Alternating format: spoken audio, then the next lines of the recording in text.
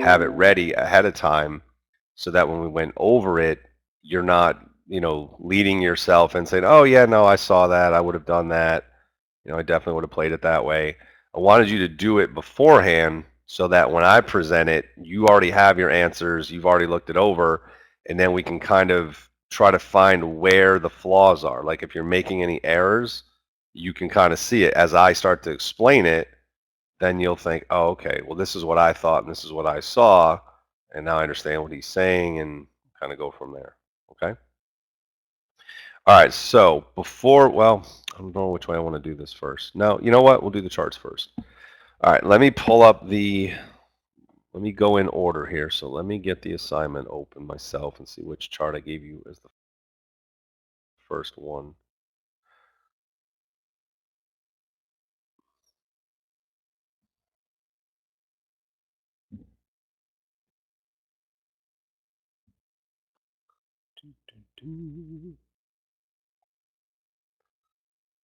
All right, what was the first one? The first one was Pepsi. Okay. So let's get Pepsi.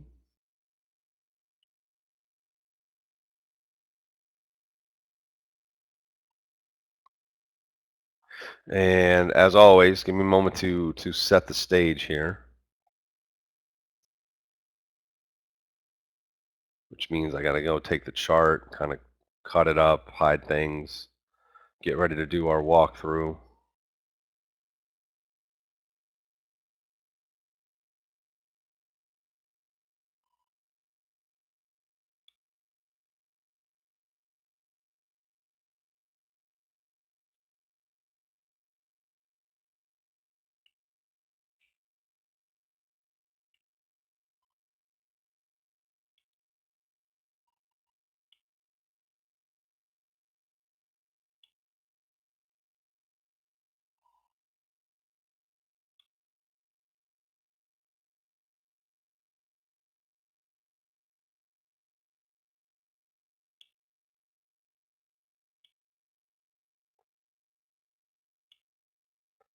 Guys, this lesson that I'm doing today cost me a year of my trading career in terms of being profitable. So if you get this figured out now, I just saved you at least a year. And maybe not. Maybe you'd figure it out way faster and I was just super stubborn. But this lesson is so near and dear to my heart because it was almost the break point almost the break point. I just said, I can't do this. I just can't, right? There was just something wrong in my head and I just can't make this work. All right, so let's get the camera focused on this bad boy right now. I don't want slideshow. I want screen share. Screen share.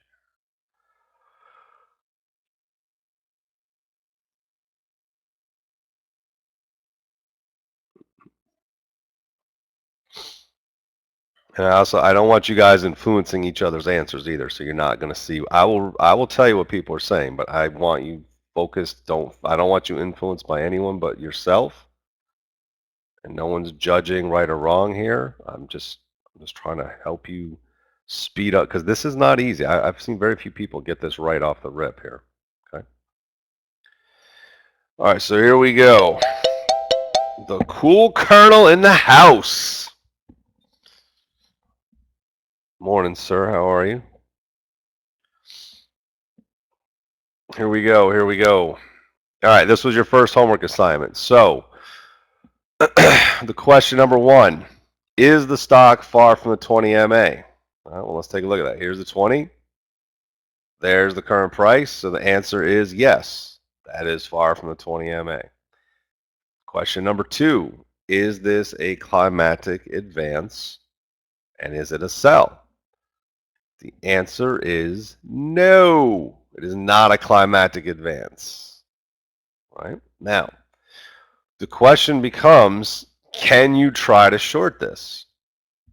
My answer for this is depending on your risk reward and where the nearest support, because it's a short, right? Where the nearest support level would be, which in this case is going to be the 8 MA and a 1/3 retracement. If you don't have 2 to 1, then don't try it. All right? If you look at the 8 MA, You have a 2-to-1. You look at the risk of shorting under that bar with a stop over the high. You could say, all right, I'm going to try it. But it's not a climactic. Do you understand? The move is an igniting move. All right? The continuation off the igniting bar, look at this. Here's the size of the igniting bar. Okay? Had you saw 5 of these in a row, right? You'd be so far off that AMA, I would say, yeah, we're going to short. It's not climactic, but we're going to short. But you didn't. You saw an igniting bar, and you just saw a gradual continuation. Because look at this, guys. This is the first 5 minutes right here. See this? That's the first 5 minutes. Look at the next 25 minutes of movement. It's less than the first 5. How can you be climactic if 20 minutes, 5, 10, 15, 20, 25, if 25 minutes of follow through is a combined total less than your first 5-minute bar? How can you be climactic on that? It's just not possible. There's no way. Okay? You didn't go very far compared to how you started. It's just it ignited, and then it just kind of, all right, we're just going to grind a little higher here. Right? So you had 1, 2, 3, you had 5 bars up. And this is the problem. Climactics, 5 green bars far away from the 20. 5 higher highs, 5 higher highs, 5 higher lows away from the 20. That's what you guys say. You quote the manual perfect. You leave something out, and I'm going to point this out to you because I bet you 90% of you have not read the manual in a long time. And when I go back and read it to you, you're still not going to get it. And then I'm going to point something out, and you're going to go, oh my goodness. And the light's going to be really bright, and you're going to be like, wow, how did I miss that? Then you're going to start going through your manual and saying, all right, do I really know everything in the manual? You think you do, but do you really? Have you really put the pieces together? I'm not so sure. Okay?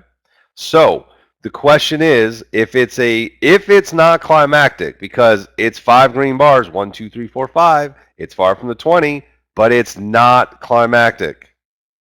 There's more to a climactic than just being 5 green bars, just being away from the 20. We're going to get to this. If you are tempted to short this, you better have a 2-to-1 to the 8 or the 1/3 retracement level. If you have that and you want to try it, I'm fine. Take a shot. But please do not hold it if you're wrong. If you see it catch and reverse, by God, get out of the trade or go long. Do not hold it saying, no, climactics are good, and the first sell setup after the climactic is bad, and therefore, or no, I'm sorry, the first buy setup after the climactic is bad, so I'm not supposed to take the first buy setup following a climactic. So you guys end up skipping really good trades because you misread the move. So you're doing the right thing, but it's the wrong read, right? So you look at this and say, oh, I can't buy it because it's climactic. You're not supposed to buy climactics. But it isn't. It's an igniting move, right? It's an igniting move. So what would prevent you? What would be the reason not to play this as a ribby or the next pullback? What would be the reason to not take a long here? If what would be the scenario? Say, yeah, okay, I would want to try long, but because remember, this is a 5-minute chart. Right. No, it's not the 20. Get off the 20 for a minute. It has nothing to do with the 20. The 20 is dead sleepy. It's not trending. So I don't care about far from the 20 right now. This is an igniting move at 9:35. It is a 30-minute power move up to 10 o'clock. Look at the distance you covered, right? I tried to show that with a 5-minute bar. You went from 74, 15 to 74.60. 45 cents in 25 minutes. How is that climactic? It's not. So the only reason that you would not be considering a long play would be if you looked at the other time frames, and let's say on the 15-minute chart, Haas was like right there. You'd be like, yeah, okay, I don't really want to do this trade. What if the hourly 200 was right here? Yeah, okay, I don't want to go long anymore. right? Then you back off and you say, look, we just exploded into the target. We got to let that digest the resistance a little bit. But if there's nothing here, you should not be, you can think scalp short, but you better be thinking long. You better be thinking second move when you get a buy setup. The 8MA is the same problem. Look, 1, 2, 3, 4, 5, 6. You're only 6 bars into the day and you were sideways. You were sideways. So both MAs were asleep. Look where you started. Look where you started the day. You started the day with this look right here. Tell me what your MAs are doing. Nothing. Zero. They're non-existent. So any distance early on from the MAs is false. Okay? They're not trending. Far from the MAs when they're moving shows true acceleration. Far from the MAs that are sleeping, big deal. If Usain Bolt, and I know you guys are going to love this example because I've said it 100 times. If Usain Bolt is sleeping on the track and I'm in the blocks next to him and he's asleep and they say on your mark, get set, go, I'm going to get far away from Usain Bolt. It's going to happen. And I'm not very fast, right? But I am going to get far away from him because he's asleep.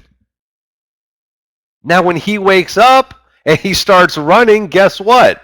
That gap's going to close very quick, right? It's not going to sustain itself because he finally woke up. All right? Now, if Usain Bolt and I are running together because he's training me, right? So he's Price and I'm the MA, and he's leading and I'm following him and I'm trying to draft him, right? And we're running together, so we're both moving. At some point, when he kicks into gear and says, "All right, I'm done messing around with this guy. I don't want to train you anymore," he's going to accelerate away from me, right? That would be leaving something that's already moving, and he would do it with no problem. But if he's asleep and I take off, that's not the same thing, right? Okay, so if we don't have any resistance, then we should be thinking upside. And we're not climactic because we were flat and sideways. We're not too worried about extension because it just started the move. We haven't covered a lot of distance relative to the first 5 minutes. If we want to look at a quick scalp short, we can because we have a decent risk reward off the narrow bar, but we better be thinking about long or cover if it doesn't work. If we get ribby, what does that tell us? If the very next bar trades over the high, how do you read this first move and how do you read that ribby? If it triggered right now, what do you think?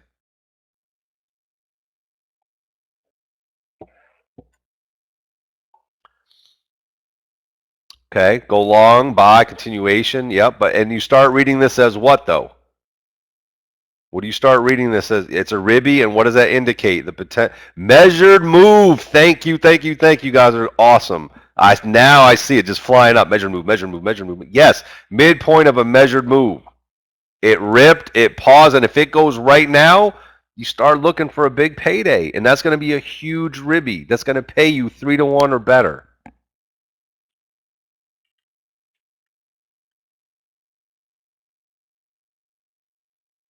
Oh, all right. So you got the side. So you those of you that wanted to short, you triggered. You see it? You triggered in, and that's what happened. That's how your bar. So right after your trigger, that's how the bar closed. Please have your finger on the buy button, and just if it comes over the top, you're out. If you don't want to flip because you don't want to risk 2 losses in a row, just please tell me you were going to kill that short because that was your follow-through bar after the trigger. That is not promising. It's not promising. So you have to be in the mindset of, okay, I tried aggressive, but it's not. And if you misread, you see how messed up you get when you misread it? Because in your head, you're like, yeah, but it's climactic. Buy setups after climactics don't work. And you're trapped because your read is incorrect. And this is what screwed me for so long. It's like, damn. That's it. Boom! Buy it. Buy. Now let's count the bars. 1, 2, 3, 4, 5, 6, 7, 8. How's that look now with the 8MA? Any fears about being far from the 8? Anybody scared that, oh, we're too far from the 8? That doesn't look climactic now. And the problem is, if you're not reading it correctly, what are you still going to read? You're still going to tell me it's far from the 20. You're still going to tell me, and you're still going to hold on to that damn short because you're far from the 20. That's what I did for a long time. Uh-oh. Uh-oh. Now here's the misread. Ready? Here's the misread. I knew it was climactic.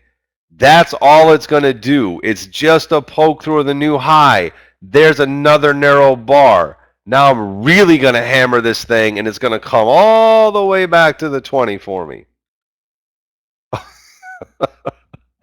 What? And now you're just done. Now you're screwed. All right, now if you were playing it the right way, you're long and you're in good shape, right? So off the ribby, you're already up 2-1. You're already up 2-1. You got a whole number approaching up here, 75. You got a 2-1 trade already. So break even and sell some if you want, but clearly break even or better, right? Clearly break even or better. You get yet another bar. Oh my goodness.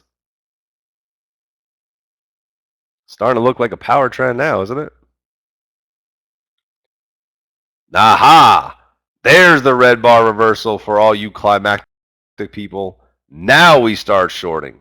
Now we triple up because we shorted this one, hammered that one on the narrow bar. We got to go all in moment because it hit the whole number right here and it failed and it's a narrow bar. And now we're going to come crashing back to that 20 and we're going to get paid. So we're going to load up the short.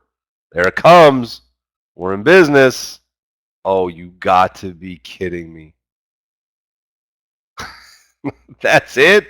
That's my pullback? Oh, this is funny because I lived the nightmare. And you're thinking, I'm telling you what you're thinking right now. You're thinking there's no way that's going to break 75. There's no way you're going to break 75. There's no way you're going to break 75. So you're praying and hoping that, okay, yeah, it triggered the short, but it's just a retest.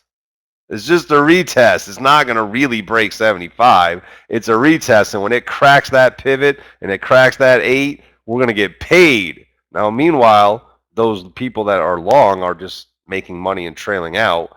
Those of us that shorted are like making mess in our skivvies right now, trying to hold on for dear life and hope to God that that thing comes in because we're getting pounded on this trade. And now, what is that really?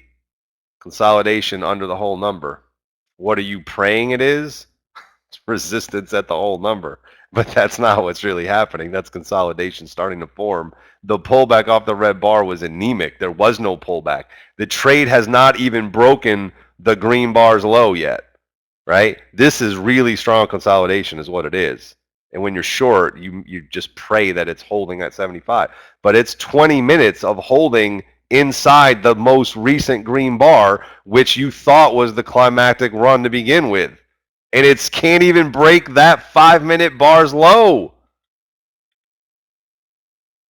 And now this is just when it's time to get out the big box of tissue and get ready to start crying.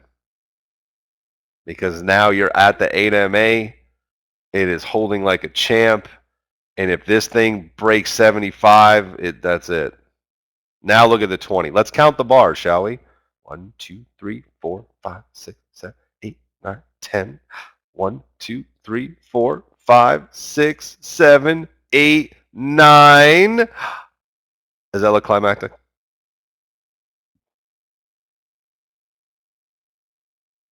If you were not in the trade on any way, shape, or form, And I just showed you the chart right now for the first time. This is a chart I put up on the screen. What would you be ready to do? Long or short?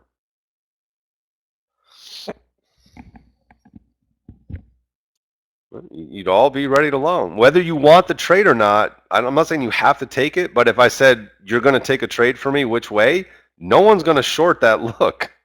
There's no way. But when you short it early and convince yourself it was climactic, you just don't let go. And then it just punches you in the face just like that. Pow! And that's about the time that the max loss limit kicks in.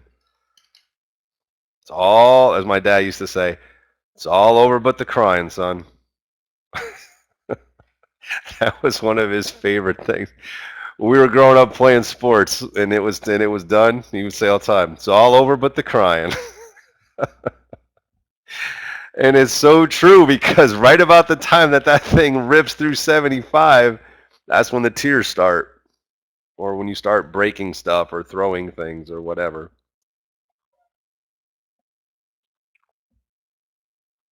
Oh! There's another one. Thank you, sir. May I have another? And look at what your ribby produced now. Remember I told you measured move concept? Remember that? So here's the ribby. Right? And we're not quite there. From the igniting bar's high, we got that much for sure, right? From where that first bar stopped, and I said this was kind of a grinding move, you got that. All right, now look at how much you made by going long on what people play as a climatic advance, right? That's how much you risked. Well, we can see the price. Hold on, I like to do this arrow thing as well because it's a visual, right? That's how much your, it's not even that big, it's smaller than that, right? There. That was the distance of your risk bar, and that is your gain. What do you think?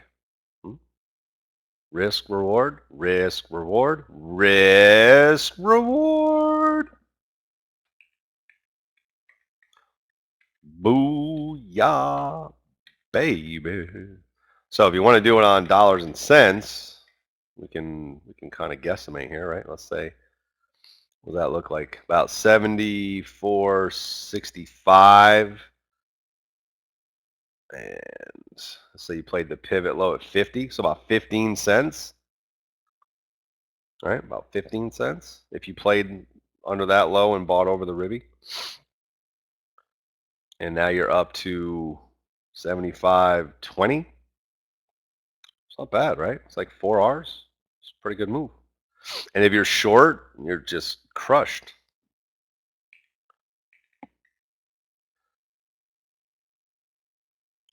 All right, now on that bar ignites out, I would start. Now we have how many pivots? 1, 2. That's the third move up.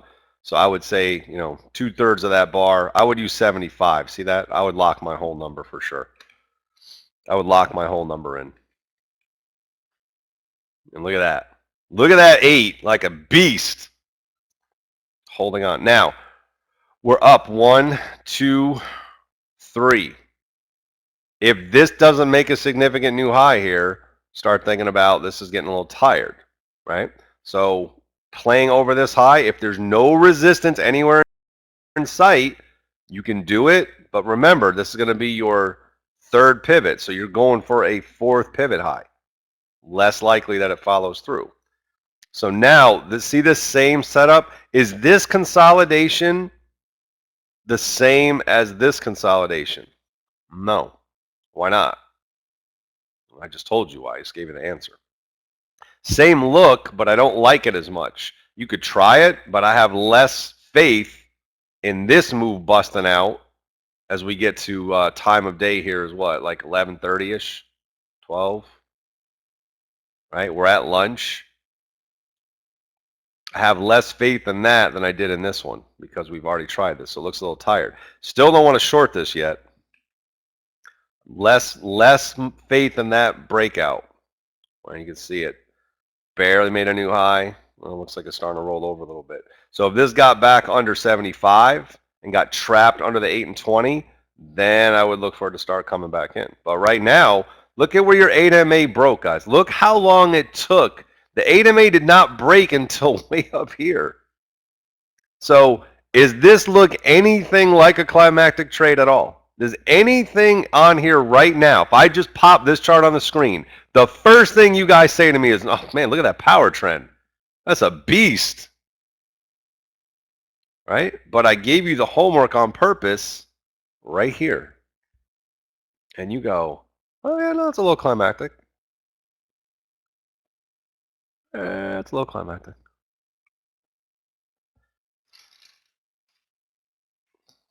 Okay? All right. Question number 2. Moving on. What was next? Your next chart. Oh, got it. Okay, I got to find it. That's phase 1, phase 2.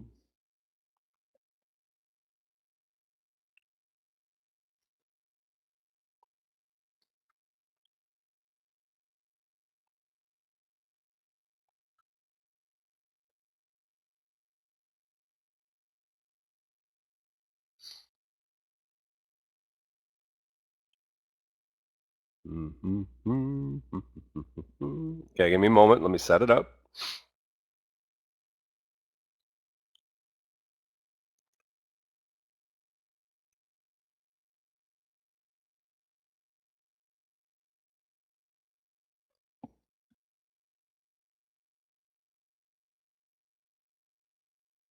You guys understand the value, and I'm saying this because I want you to take this lesson so to heart. Honestly, I'm telling you, this is like a $50,000 to $100,000. I can go back and add it up at some point. I'll go find all those blow up days. It's at least 50 grand in losses. At least. It might be more. So this lesson is like a $50,000 tuition that I paid to finally get this straight in my own head. Not that it should have cost that much, because I was a little stubborn and pig-headed and arrogant and egotistical and all that garbage. And it's expensive. Egos are expensive. That's the lesson. So what the lesson you learned? That egos are very expensive.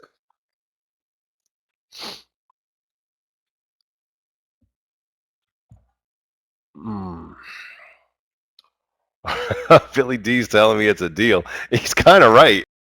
It could have been way worse. That's true. It could have been 500,000 by the time you get it right. That's very true. All right, so let's do this one now. I got to get the screen up for you, right? You don't see the camera, so back to region. See, and here's the difference, guys. Like my whole attitude of the pay it forward thing is what we're doing, because, and this is why it's always so hard. You know, traders out there they don't get this. They're like, why would you do this then? If you could trade, why are you in the room every day? I'm like, you know why? Because I don't want other people to go through that. There's no need, right? If someone had sat there and explained it like this many times over and over and over, I probably still would have done it a few times, right? I probably still would have. I'm not going to say I would have just saw it once and said, oh, okay. No, because I challenge everything, right? I got a problem with authority and told did I ever tell you a story about the babysitter? When I don't know how old, my parents said I was, maybe 3rd grade, 4th grade, something like that. And I don't remember this obviously, but apparently the babysitter was thinking of quitting because I wasn't behaving or listening at all. And I told the babysitter, you're not the boss of me. Refused to do what she wanted me to do. So I don't know. I don't remember, but my parents to this day swear it was their favorite story because I just sat there with my hands on my hips, looked at this lady and said, you're not the boss of me, and just went about my business. So there's a little bit of rebellion in there from childhood even. And so I still probably would have made the mistakes, but maybe not as long, right? And trying to help other people through that, it's just, I don't know why people don't accept them. Like, listen, Why should I take the attitude of, you know what, screw that. It cost me 50 grand, let them figure it out. That's a really like mean kind of a person, right? That's a really bad energy. But there are traders like that. Like, no, screw that, man. I lost money and I had to figure it out and let them figure it out on their own. And why should I help them? And I'm like, wow. And the sad part is, in the world of high finance and big trading, that's common, guys. It is so hard to get people to talk to you, right? That have paid their dues. They don't want to do it.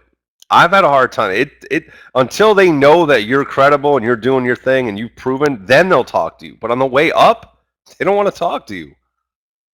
Right? It's hard, man. It is. So I've always taken another approach that, look, I don't want, why should people suffer? Why should people lose money? Now, if you make your own decision, your own mistake, and you lose, that's fine. But if you lost because no one wanted to share something with you, I just think that's bad energy, man. That's bad karma. That stuff will come back and bite you hard. Right? The fact that I know something, I could share it with you. Now, if you make the mistake, okay. But, I told you, I showed you, I tried to teach, and you do what you want with it. But if I keep it in and consistently watch you guys do it and just be like, yep, man, oh yeah, I see what they're doing. Sucks to be them. I mean, that's just not, I don't know. I just don't get it. I just don't get that. But anyway, that's what's out there, unfortunately. So that's the value of this lesson, and I hope you guys really take this to heart. And you may not get it right away. It'll take a little practice. But that's all right. Whoops. Hold on, I got the camera out of whack here.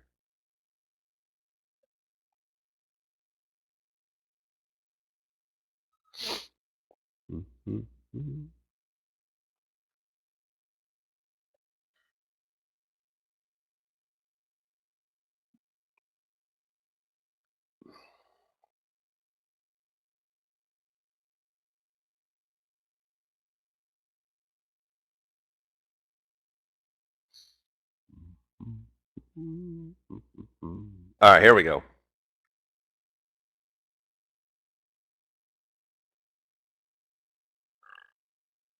All right, so the question one, is the stock far from the 20? Yes or no, people?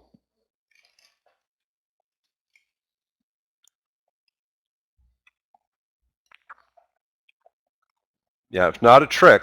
It is far from the 20. It is. I mean, let's look at it. It's far from it. Here's a 20. It's far. 1, 2, 3. Yep, separated. Question two, is this a climatic advance? There's the trap. Because look where it came from. It cannot be climactic because it came from this. Dun, dun, dun, dun, dun, dun, dun, dun. Came from nothing. Sideways, sleepy, Usain Bolt. Can't be climactic. Should you think about a counter trend short? I wouldn't, because the 8 is right there. You don't, it's a narrow bar, sort of. You just don't have a lot of room. You just don't have a lot of room. So, if we're looking for a continuation, if we're looking for a possible long, if we're looking for a ribby or a consolidated breakout or a test off the 8, what kind of upside target? You don't know resistance levels because I'm not showing you any. So assume that you don't see resistance on the other charts. How do you go about calculating potential profit targets? I want numerous answers here. I want 3 targets. I want 3 targets.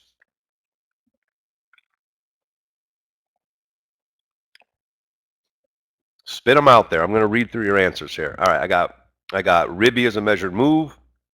I got whole numbers. Okay. 120. That's the measured move target. $3. Okay. Wait for a pullback. All right. I don't care how we get the entry. I just want to know if if it gets over this from here. If we go higher, how much higher? Ooh, here we go. Somebody said, hey, what about looking at the base and projecting it upward? Ooh, I like that. 2/3 of the base. Stand her up. That's not bad. It's about 118.50. It's pretty good. Measured move effect. Let's see where that puts us. 120. Wow, you guys really think we can get to 120? Pretty good move. Dane, I'm saying there's no resistance. Assume there's no resistance on the other time frames right now. No resistance. You look and it's wide open. It's the wild, wild west out there.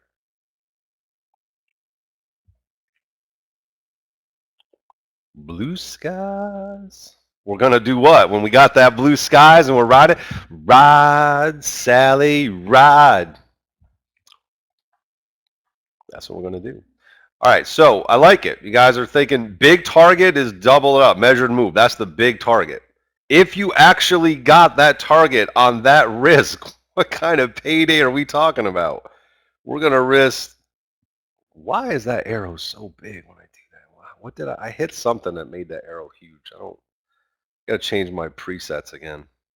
Look at that thing. There we go. So that's our risk. And you guys are talking about 120. Okay. Okay. I like it. Maybe selling incrementally on the way up, right? If you get a big move, maybe you're going to hit whole number 18, 19, 20, kind of like that. Mm-hmm. Well, let's take a look now. Let's see. So we're getting this, right? Not Climo. No room to short.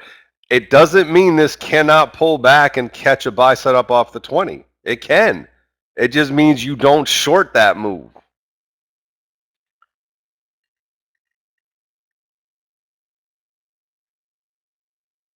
Oh, uh-oh, uh-oh.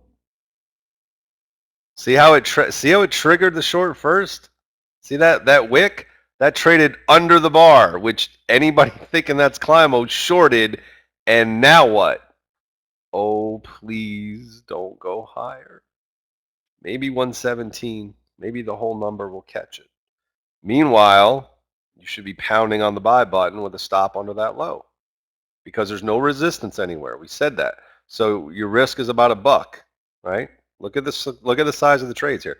It's about $1 risk, but there's no resistance. So can you realistically get $1? Sure. Can you get 2? Sure. Nice follow through. Looks good. Looks good. Nice little 3-bar climb. This is when you're short. You're just starting to puke. You're just like, this is so not good. This is so not good. Oh, there it is. There's the wide bar, right? Now, take profits. Good deal. Now when you're short, you're like, okay, I was off a little bit. Not bad. Now we're far away. So now if I had that bigger account with more stops, then I would have been okay. So next time I short, I just got to be a little more patient on it, right? I just need a little more money, a little more wiggle room. That's what I need. I need some wiggle room because that's the wide bar. That's got to be the climactic top that I was looking for. Topping tail after the wide bar. Definitely going to short that. And look what happened. You shorted and then you shitted. Because that bad boy's going higher. I told you this wasn't going to be the G room, right? This is a paid room. So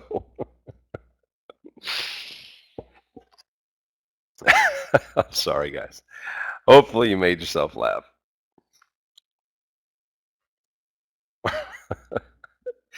Because that's about what happens, right? That's about what happens. And then you see it just keeps kind of going, and now you're getting near that measured move target. So you're thinking, all right, 120, I'll hit it. Now let's say that you had an account that can handle it, and you shorted early, and you shattered later, and you're looking at 120, and you have room. You still have room. Okay.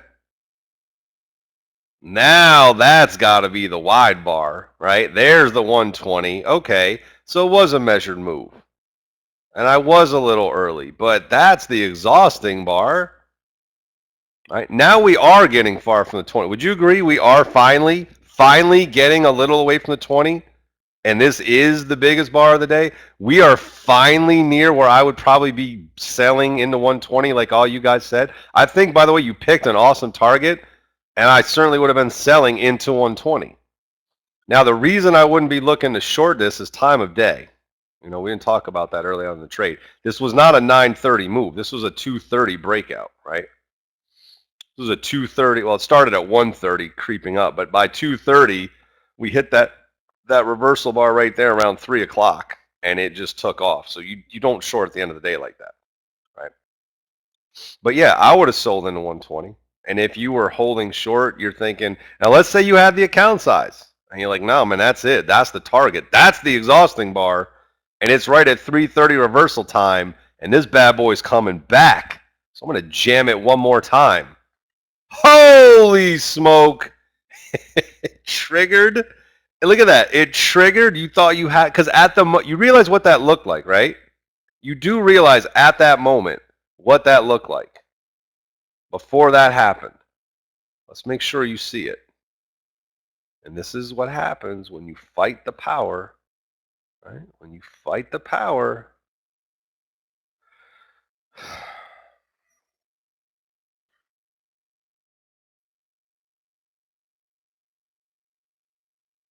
Whoops. Whoops.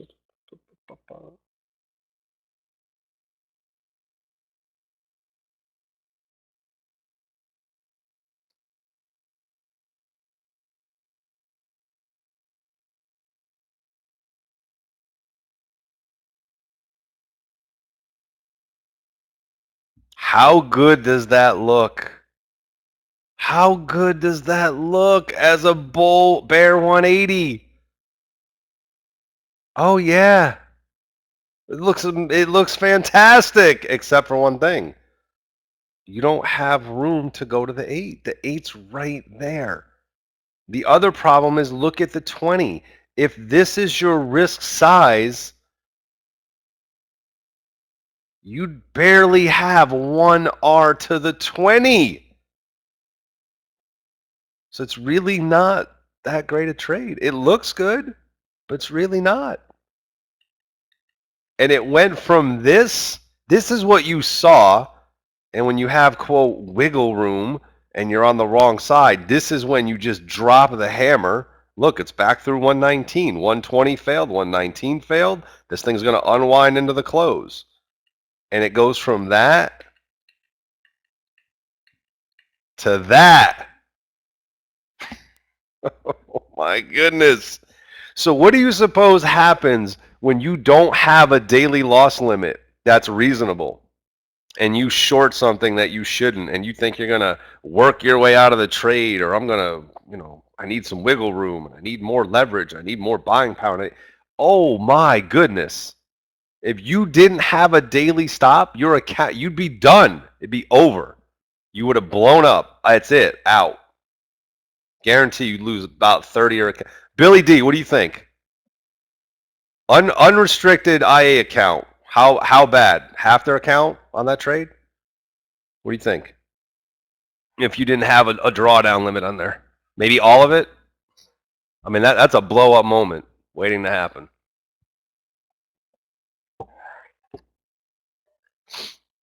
No, this is the power of these things. You've seen 75 to 80% on a trade like, yeah, dude, 3/4 of an account because left unchecked, you just don't know when to say when.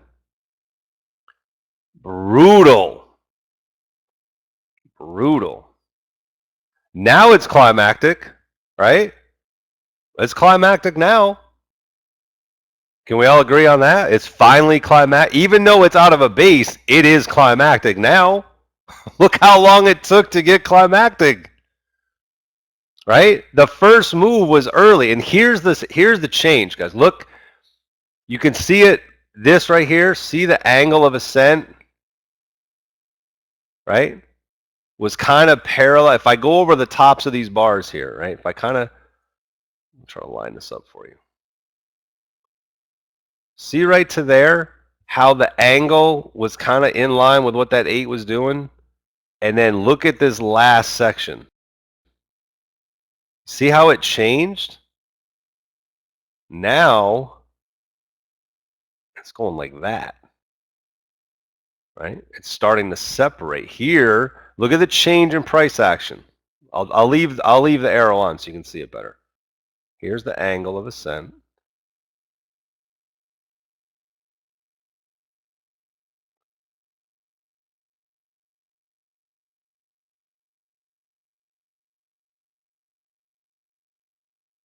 See that? Boom, boom to the upside.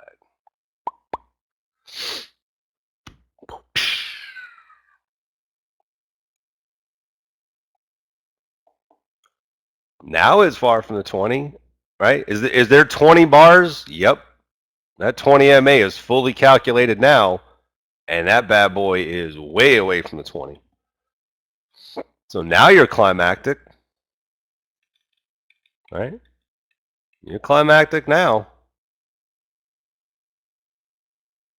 You're far from the 20 now. Okay. Now you got some wide bars. Now you're climactic.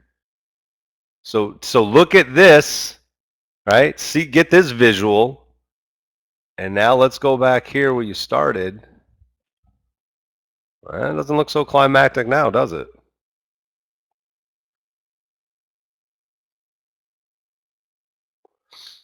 George is saying, yeah, right. Exactly. By that, guys, look, right. This is, now listen to me. This is why you have this dilemma. Those of you struggling with this problem, and it's a good number of you, may not be everyone, maybe some of you are new enough you haven't got there yet, and actually save you from even going down that road. Maybe you're going to get lucky. Maybe you're at the right place at the right time. You haven't fallen into this trap. You don't have an ego, and you're going to go, holy crap, that looks really scary. I'm never doing that. Hopefully I get to some of you in time. But there's a lot of you that are already doing this or have done it. Right about the time that this happens, you probably stopped out before that. But right about when those things happen and you hit the max daily loss limit, and then it turns over, what do you say? Oh, it's just a little early. Oh, if I had a little more room. I was so close. And then the thing comes screaming in, and you're like, oh, I would have killed it on that. No, stop it. Stop it. You weren't even close to being on time. You were not even close. 5, 10, 15, 20, 25, 30, 30. You were an hour off. That's not close. You were an hour from being right. And this is what you delude yourselves into thinking. And I did it too, right? You get delusional that, oh, I almost had it. You didn't almost have it. You weren't even close to having it. You misread that thing by a mile. But you convince yourself that if I was just a little more patient and maybe I didn't add so much on this bar, if I had more bullets, I could have hammered it on this. No, you're wrong. You're so on the wrong side of this trade. You should have been raking in green and selling into 120. And now thinking about, well, if it wasn't 350, if there was a narrow bar and this was 1030 or whatever, maybe I could short them. Okay? All right, go to the next one. Let's go to the next one. Right, and here's the other thing for the people that are going to say that, oh, well, you just pick specific examples, dude. I could show you 100 of these. This is not needle in a haystack. Do you know how long I spent looking for these charts? Right? Well, that's not fair because I had some of these saved for specific reasons. But I could go if you want me to go find this on this week, I will bet you within 5 to 10 minutes, if I pull up the platform, within 5 to 10 minutes, I can go find this exact example. I guarantee it. It happens all the time. We just played NVIDIA this week, didn't we? NVIDIA just did this week. Those of you who weren't in the room, I'm going to show you. When we're done, I'm going to show you. It did it twice, actually. NVIDIA did it twice in a 3-day period. 2 times in a 3-day period. It did this. All right. Next was IOC. Okay, where is IOC? There she is. There she is. Whoops. Okay, one moment, please, while I prep the patient.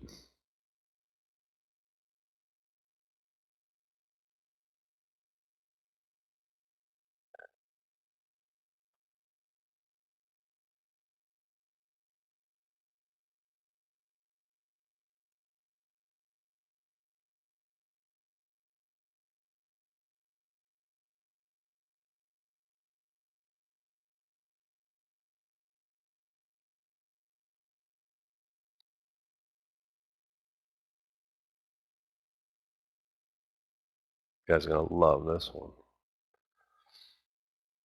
Well, if you liked it at 50, you love it at 40.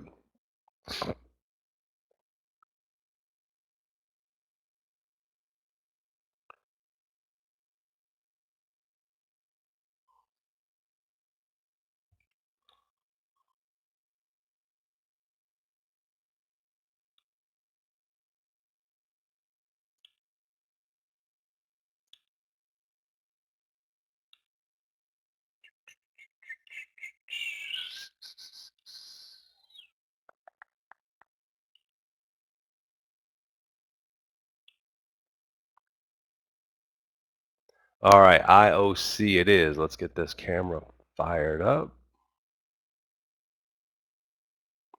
Do you see in the beginning that I made this comment the other day in the room where I actually, when we brought everything over to IFT side, I actually wanted the chapter taken out of the manual. I actually didn't want climatics taught initially, and you see why now. If you never learn to even think against the trend for any reason ever, you know how many breakout igniting moves like this you guys would play? But you're too scared of them because you keep thinking everything in the world is climactic if it's away from the 20, but it's got to be a trend that accelerates, right? Now, because I do these counter moves, but remember, this is the rule. I'm going to tell you where it came from. Because someone asked, how did you stop playing them? Initially, initially I just said, that's it. I'm never shorting an uptrend ever again. I don't care what it looks like. I'm just never doing it. I just had to. It's like a smoker. Like I just got to stop smoking. Right? There is no sort of, kind of, maybe. It was not. Now it took a long time to actually play these things the right way. To actually say I'm gonna go long. I do it now, right? But I didn't initially. I was like, no, man, because I kept thinking, no, it's really climactic. But I said I wouldn't play it. I said I wouldn't play it. So flipping to go long, that was a whole nother, that was a whole nother battle. But initially it was just don't do it ever. And then I had to come up with a rule, right? So listen, there are times when I want to try it for various reasons. So what is the rule? Well, the first rule is take the damn stop if it doesn't work. That's the first rule. If you can't, that's why I always say, if you can't take stops, then forget it. You have no hope. I don't care what the strategy, whatever else you're doing. If you can't take a stop that you set initially, you're done. You're just going to lose. So the first thing was I had to get a little more discipline about, okay, if it doesn't work, just take the stop. The worst case is just one loss. But when you don't take it and you add and you add and you add and you add, those are big losses, right? Especially when you have your own account with a lot of room. Wiggle room. You know what wiggle room is an acronym for? Hanging yourself. That's what wiggle room is. Wiggle room describes the amount of room between the noose and the neck. That's how much wiggle room you have. Because there's a matter of time left unchecked, you are going to hang yourself. You are going to choke out, tap out, done. That's your wiggle room. How much are your toes wiggling as you dangle? And I know it's pretty graphic, but I'm trying to scare you straight a little bit because you're going to blow it up, guys. Some of you are funding your own accounts on the side, and that's great. But please do not blow up like that. Okay? That's what wiggle room is. I mean, that's what I call it. It's not really a term, but that's how you should think about it. So don't fall in this delusion of, oh, I just need some wiggle room. We're gonna do a drill one day, and I'm gonna show you guys. We're gonna do this drill. I had somebody, Mickey, help me out here. The Colonel, the cool Colonel. He helped me out. He's very good at Excel, and I got to. We're gonna do a lesson soon about the that average cost calculator. Now works like a machine. It's just like having a trade viewer. It allows you to do add and reduce and buy and sell, and it constantly updates your P&L and your average cost. It's beautiful. And we're actually going to take that thing as if it was a trade viewer, and I'm going to walk you through a chart or two, and I'm going to give you guys like, okay, look, you have this much buying power now in your head. You have this much, and you have this many shares to trade, and we're going to go through a chart. I'm going to let you trade it, and I'm going to show you. You're going to show me, well, now you have the room, right? Now you're going to trade 20,000 shares. Let me see what you can do. And I'll just go bar by bar, and you'll make decisions with each bar you see, and you'll have your little average calculator, and you'll type in the shares you added or sold or whatever, and we'll see how you do with a big boy account. Does that sound like a good drill? I think it'd be cool. Yeah, I think it's gonna be very cool. You guys, there's people typing in the room like, this stock is doing what you're saying right now. This stock is doing it. So it hasn't been maybe 15 minutes since I made the statement that I could go find it, and like 4 people have just typed in 4 symbols telling me, hey, it's happening right here, right now. Happens all the time. All right, so here's the deal. Is it far from the 20? Yep, no question about it. Is it a climactic decline buy? No. It is not, because it's out of a base. So it cannot be climactic out of a base, ever. Can you consider a long?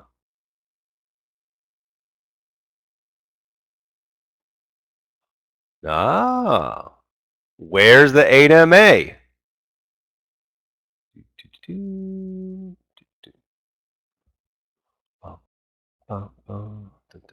Here's the 8MA. Is that more than 2 to 1?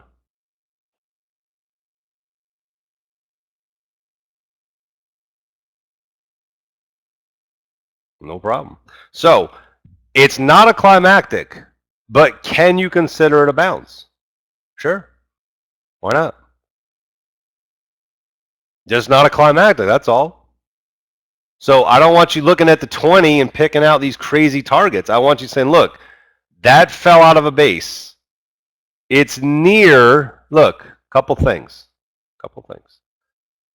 Last 2/3 of the base, project it down. It's near the base target. See that? It's near a projected target. So can you consider support? Sure, it's near a target. There's 71. It's a whole number that hit and held. It's more than 2 R's to the 8.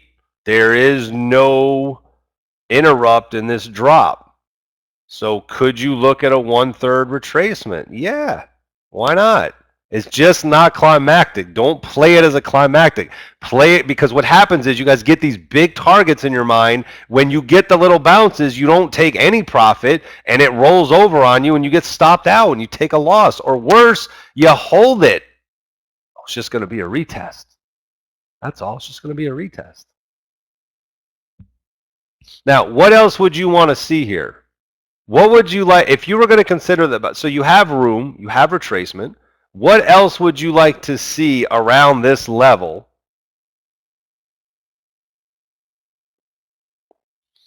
A tiny bar. I mean, relative to this drop, that's not bad, right? That's not bad. Jeff Murphy, a 200. Where? What kind of 200 do you want to see? Joseph, the rule is, hold on, I'll get back to that. Eric is saying, how about at Haas? A flat 200, all right? On what time frame would you want to see a flat 200? Jason says all of them, dude. I want 4 MAs at the same price. I love it. I love it. All right, this one or higher, right? At least the one I'm looking. I don't care about a 2 minute. Now, take a look for 1 second at the price. We've just dropped pretty good amount, right? That's like $11. So with that kind of a decline in that short of a time frame, do you want to see a 200 on a small time frame, or do you want to see a 200 on a big time frame? Because that's a violent kind of a drop, right? I mean, that's fast, hard. That is big. On an $80 stock, you just dropped 15% in 30 minutes. So do I really care? No, why would it be small? If you fell that hard and that fast, you think a 2-minute chart's going to catch you? You want the biggest time frame you can find, right? I would prefer hourly or daily if I could get it. I mean, I'd take 15, but I would, the bigger the better with that kind of a move, like daily, right? What are the odds, though? Like, seriously, I mean, I know we're talking in theory here, but you don't really get that kind of a scenario, right? You don't really get bases that collapse like that and then have daily 200s at the exact price point, right? You don't get that. So let's just play the green bar reversal, right? We have 2 to 1 to the 8. So let's just play it. Okay, stop under the low, trade over the high. Ribby possibly, but if this needs to roll back down under that low, we're out pretty close to a scratch, right? Be pretty close. If this starts to, this is like Nvidia the other day, right? No, the stop's not too big. You can get a 2 to 1 on that play. Okay, here's the 8. This is just like Nvidia the other day. So if this next bar starts to trade back down to your entry, you're out. And you challenge the 8, so I would take some profit at 75. Break even stop is in. And see what happens, because that is a small little bounce. And if that's it, and this bad boy starts rolling over, do not hold for the higher low. You get out.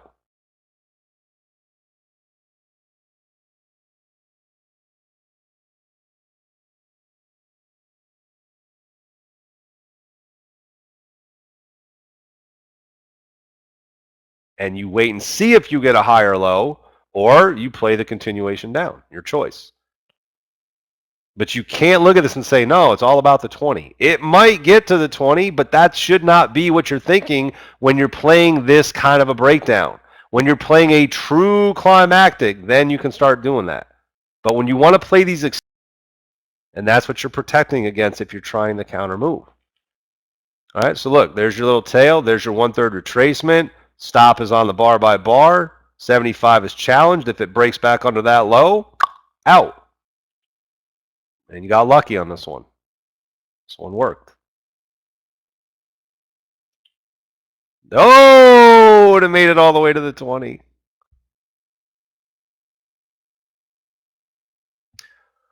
So that one worked out really well, right? That worked out really well. So this is why I try them sometimes. The rule is if you don't have the room, right? Let me back it up. This is how I started playing. This is why I played them, and this is why I got hooked on them. Because when you get the right risk reward, you can get paid. But stay in them too long. So I don't care if you try it. You just got to cut it loose when you're wrong. The rule is if the entry is not going to give me a 2 to 1 on a 1/3 retracement, I'm not doing it. If the 8 MA is tighter than 1 to 1, I'm not doing it. There's no room. That's the rule I made for myself. In other words, it has to be so extended that I can get a 2 to 1 with a 1/3. If I can get that, then damn it, I'm going to play it. Like I made it so hard for basically eliminated most of these from being playable because not all of them are going to get that extended. And when I started looking at them, I'm like, you know what? A lot of these are not extended at all because the 1/3 retracements are not even 1-to-1 trades on the counter side, which means they're not that extended. 2-to-1 from the 1/3 retracement. If you can get 2-to-1 to the 8MA, even better. But 2-to-1 on a 1/3 retracement. The 8MA has to be at least 1-to-1 away from you so that when you trigger, you're not immediately slapped in the face by the 8. You can at least go get the 8. If you can get both, if the 8MA and the 1/3 are 2-to-1, then yeah, you got a great trade on your hands. But it's going to be hard to always have 2-to-1 to the 8. At least a 1-to-1 to the 8 and a 2-to-1 to the 1/3 level. If you have that, you could take a shot. Right? Now earlier, now look, this one did make it all the way to the 8 and the 20. What did we say we would have wanted to see at 71? We said, well, we would have loved to have seen a flat 200 on the daily chart. And I told you that, listen, this is teaching and there's no such thing as the perfect scenario. There's no way that you actually can get, oh my goodness. The daily chart had a flat 200 at 71?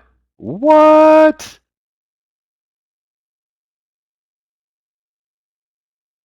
What? Oh, yeah, it did.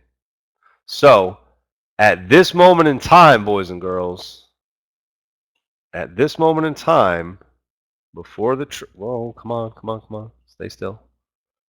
At right here, this is what it looked like. Right here, that drop looked like that on the daily chart. Pretty good, huh? Now would you be a little more willing to try that reversal?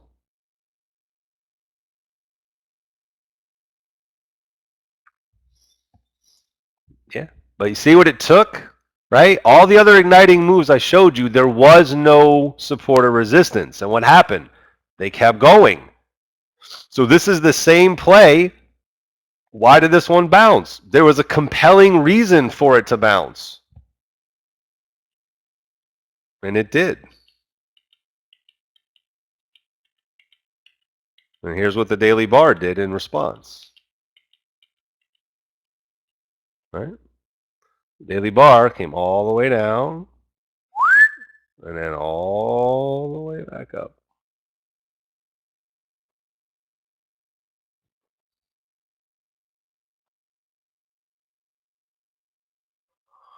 Okay. Do we have another one? Yes, we do. We have another one. We have another one.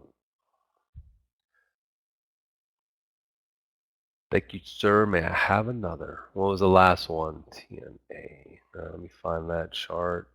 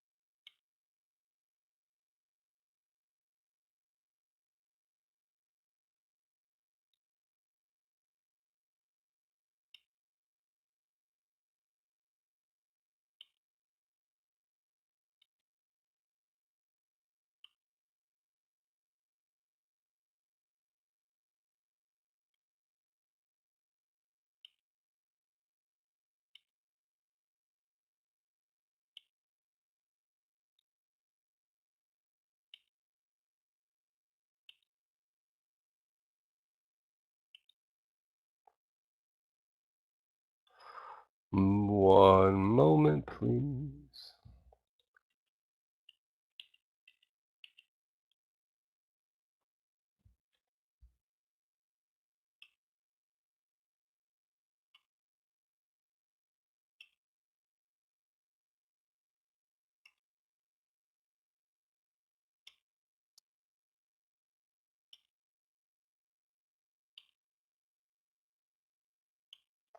All right, this is about where I left your chart. Okay, so fire it up.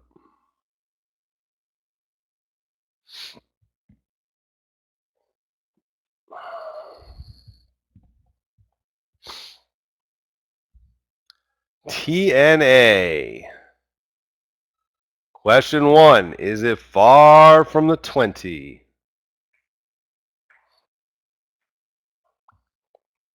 Oh yeah. Is it climactic? If you get it wrong, I'm kicking you out of the group. I'm just kidding. I'm just kidding. I'm just playing. I'm just playing. Just playing. This is it's not, but I can see of all the ones, this would be the hardest one because you had that ribby right there, and then you started to follow through, and then you just put in a red bar right at 72.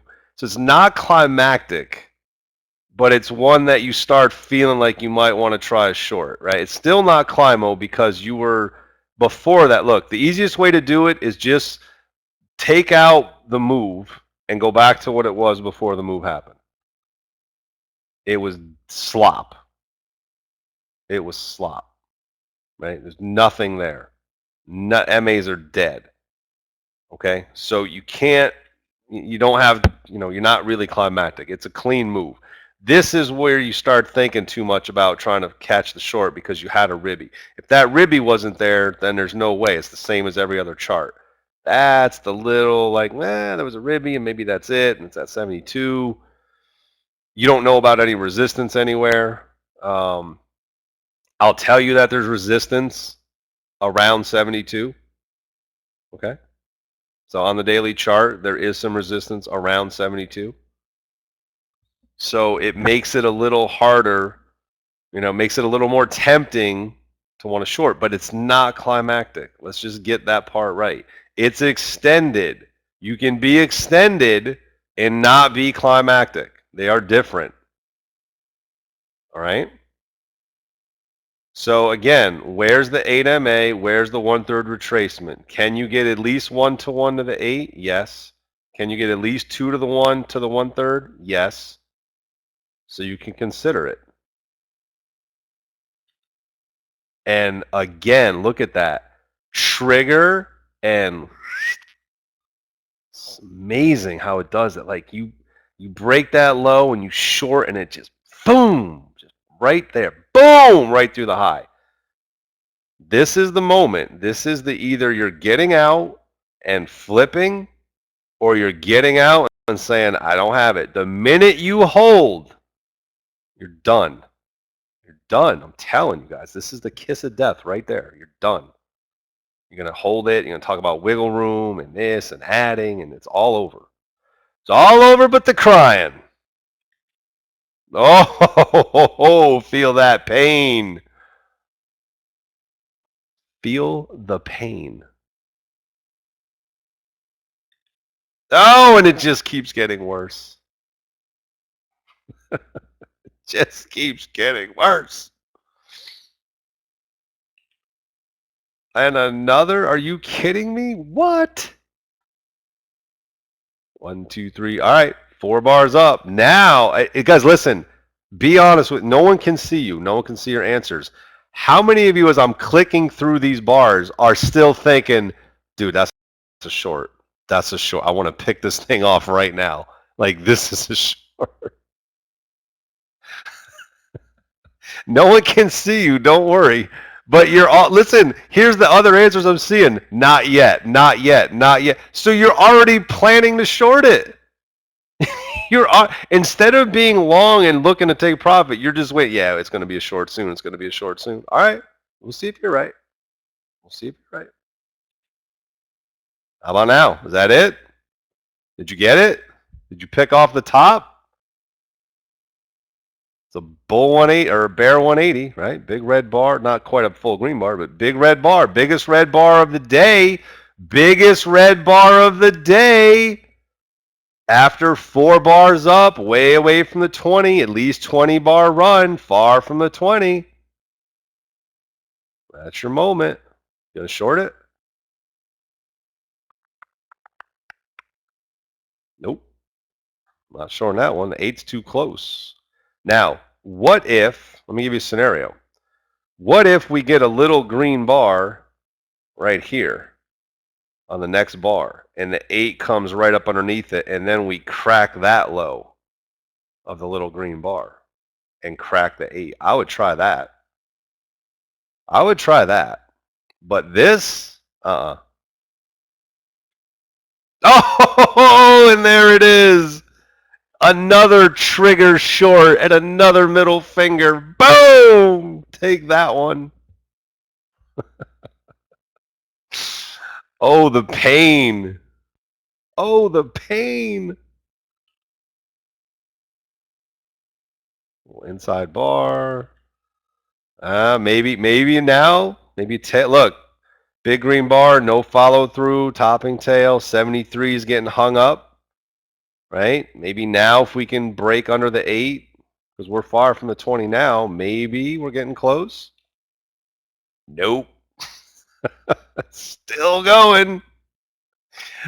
Do you see why I'm giving you these charts? This happens. This is not uncommon. If it was uncommon, think about this for a minute. If it was uncommon, you would rarely get stopped out of these types of trades, right?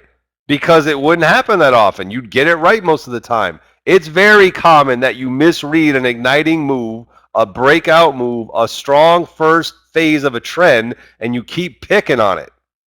You keep wanting to catch the turn when it's just starting. It just started. There's a red bar cracking the 8. So now if we can get a little green bar right here, right? If we get a little green bar right here, maybe we can play it back to the 20. Look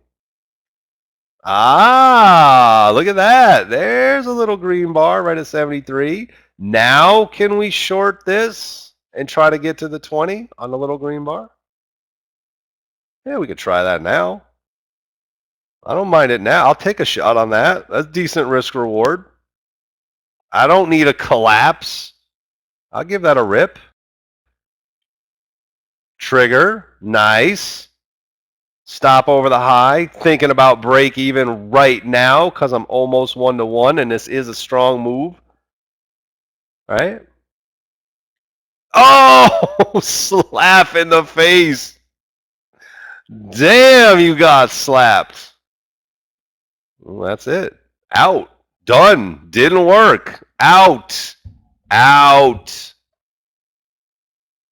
And when you don't get out, watch. You think, oh, there's the higher low. Yeah, shoot, I shouldn't have got out. Or if you didn't get out, here's the mistake. You didn't get out. You changed your trade. Let me back this up because here's the mental gymnastics that you go through. Right?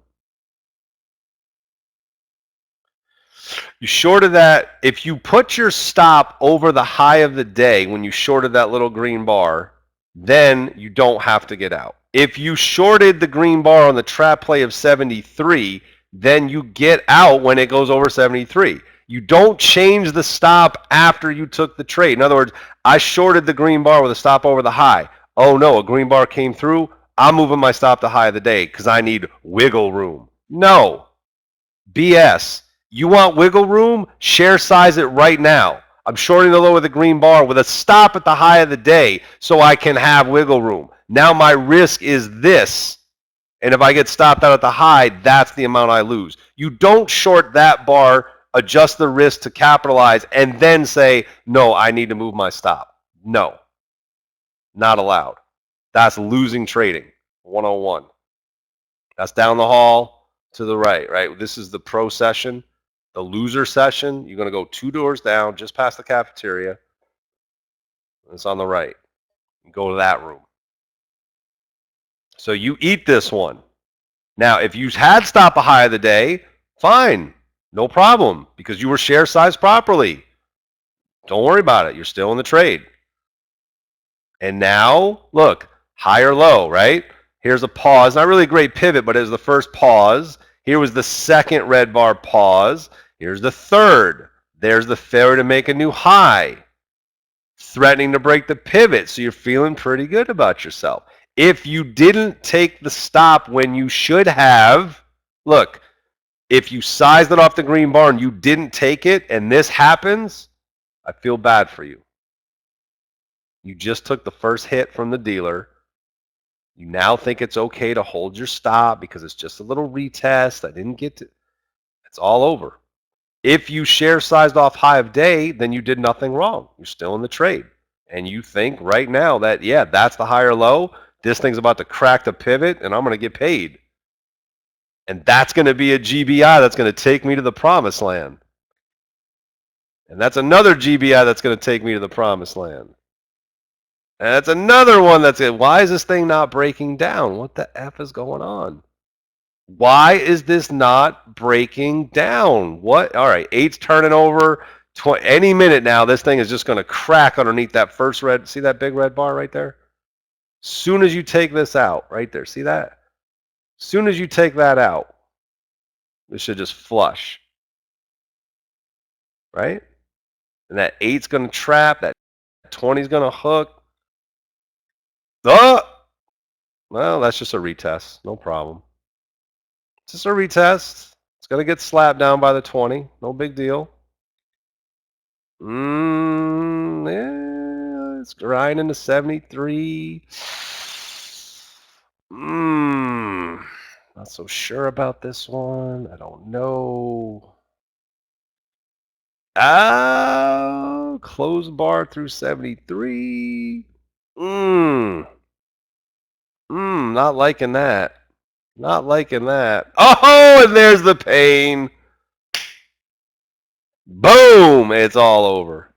Done. Done. Done. Your history. See? You're screwed because you didn't take the stop when you were supposed to. You probably got a little greedy and started adding on this thinking you had it because it did look good. It did look like it was going to break. It did. I'm not, listen, you did nothing wrong. If you set your stop high of day, you did nothing wrong on this hold right here. You did nothing wrong. If you set the stop on the green bar like I did, and I said I would have, and you didn't take that, and you held through this, then guess what? You didn't take it here either. You didn't take it here either. And now you're just, you're done. And this thing is just going to keep grinding you. Keep grinding you. Now it's back above the 8. The 20 starting to turn. It's over, man. You are toast.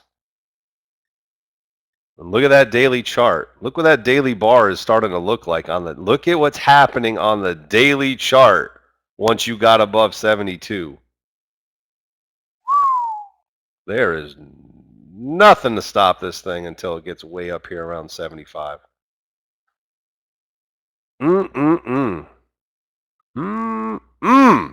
looks bad. That looks bad for the shorts. Looks bad.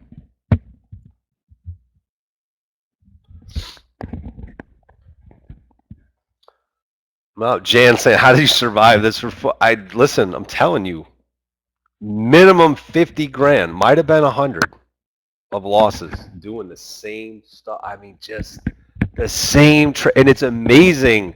You know what's amazing? That when you do something wrong and you just can't get yourself to fix it, you will find that same trade every day or every week. You will find it. It finds you. Right? It's amazing. Like, damn it, another one? Are you kidding? All you got to do is flip it over. What if you just played it long? Wow. It's hard, right? It's a simple concept. It's very hard to do. It has to go in stages of stop doing it, and then we'll work on doing it the other way. To tell someone just flip it, it's easy to say it, but it's really hard. That's like saying, it's like telling someone who doesn't eat well and exercise to just tomorrow be a vegetarian and start training for a marathon. I mean, come on, that's not going to happen, right? Let's just do it. Let's do it in baby steps. Look, let's just stop eating fast food every day. Can we do that? Can we just cut it back to 3 out of 7 days that you have some fast food? Can we start there? Like that's a good step, right? And then after a little while, can we cut it back to like a treat where just once a week you have a little binge on some McDonald's or some In-N-Out burger or something? Can we go in that phase for phase two? Right? Like you can't just expect so you can't tell someone that's hell bent on shorting these that can't read it right to just say, no, dude, just start going long. Okay, sure, no problem. It's not that simple. When it's hard, when you're fighting something, when you're fighting a demon, it's not that simple. But you at least have to acknowledge it and then just try that first phase. So I don't necessarily care if you play it long. I just don't want you playing short or holding short. Even if you're going to dip your toe in, get out when it's not working. Stop reading these things as climbos when they're not. Right? Now, I'm gonna show you in your manual something that you guys have read 1,000 times but never really paid attention to. You've read it, you acknowledge it, and then you just move on like it never happened.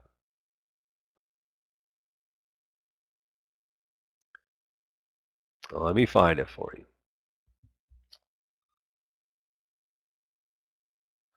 Let me find it for you.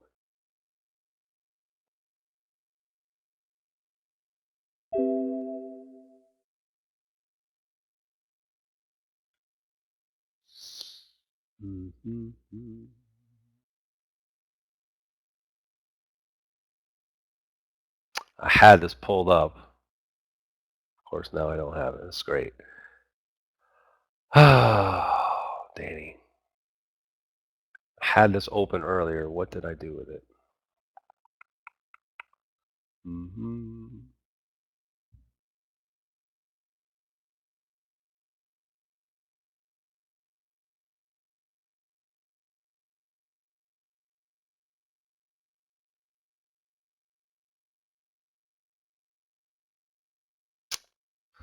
Okay, boys and girls.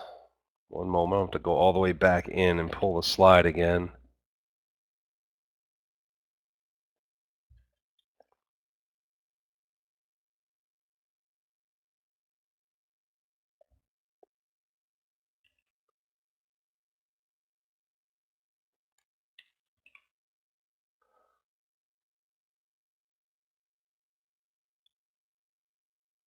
What?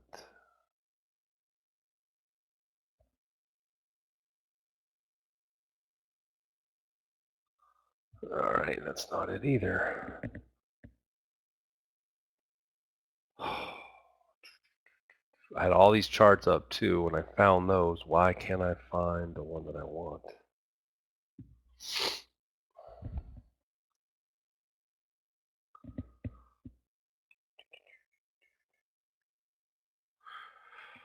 Mm-hmm.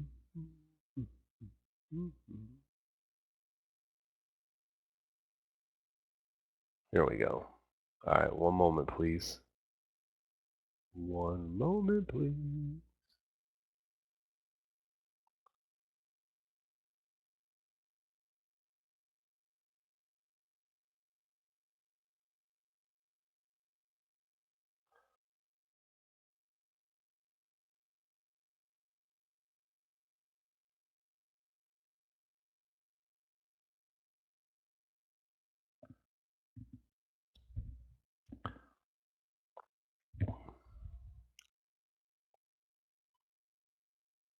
There's this, and then this.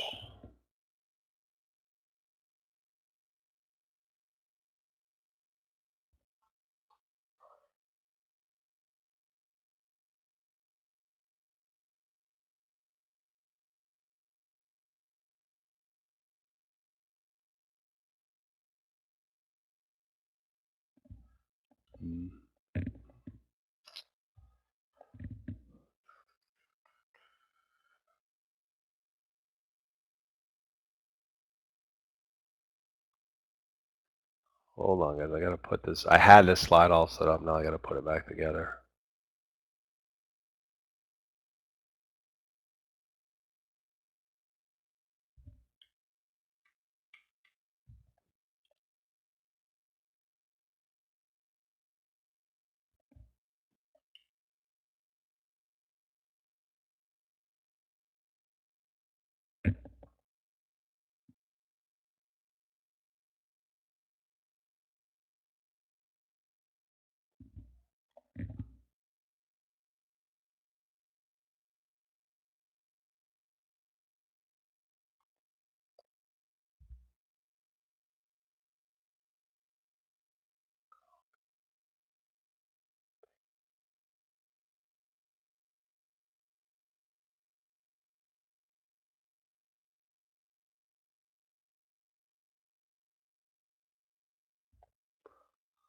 All right, here we go. This is going to be the moment where you've read this 1,000 times, but we're going to put two things together.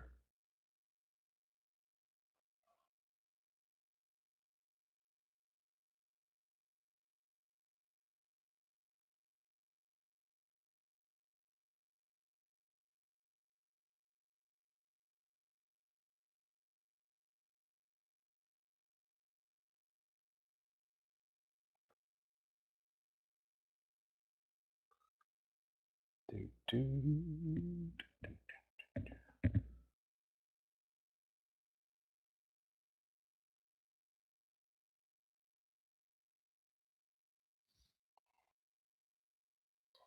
right, you ready? And I'm going to see you. If you have your manuals open right now, then don't answer this question. But I want to see how many people can get this right without looking it up. So I'm going to, because supposedly you guys say, I have read the manual 1,000 times. Yeah, I know what it says. Ba-ba-ba.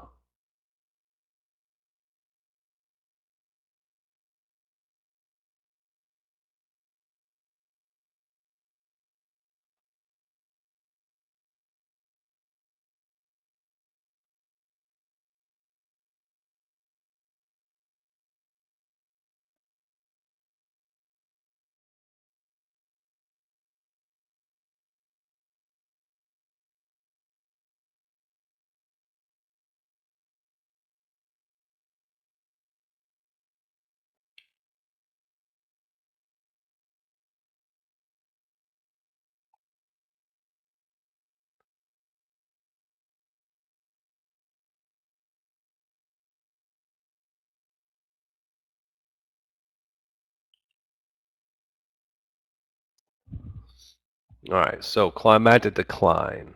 Let me get the monitor. Whoops, region.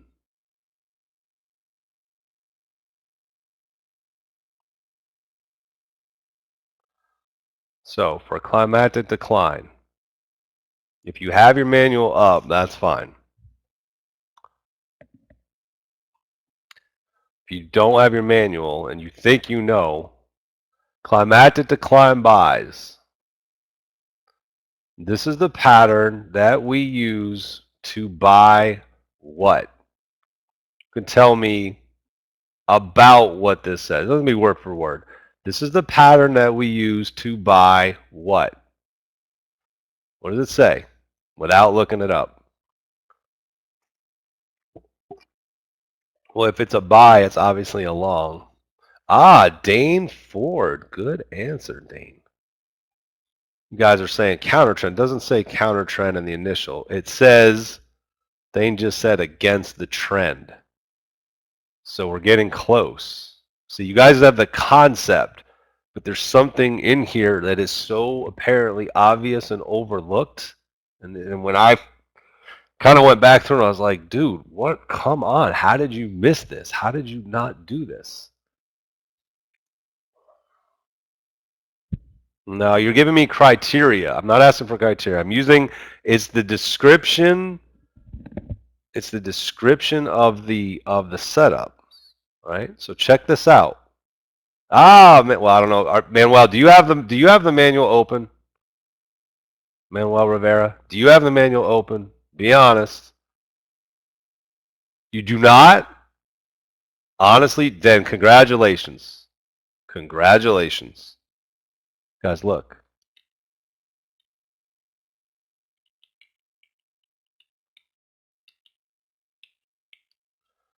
This is the pattern we use to buy within the context of a downtrend. Let's say that again. Within the context of a downtrend. Trend. Do we need to review that slide?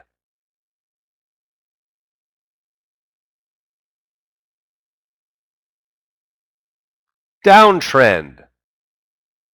Defined as a series of lower highs and lower lows. Our definition is a bit more involved.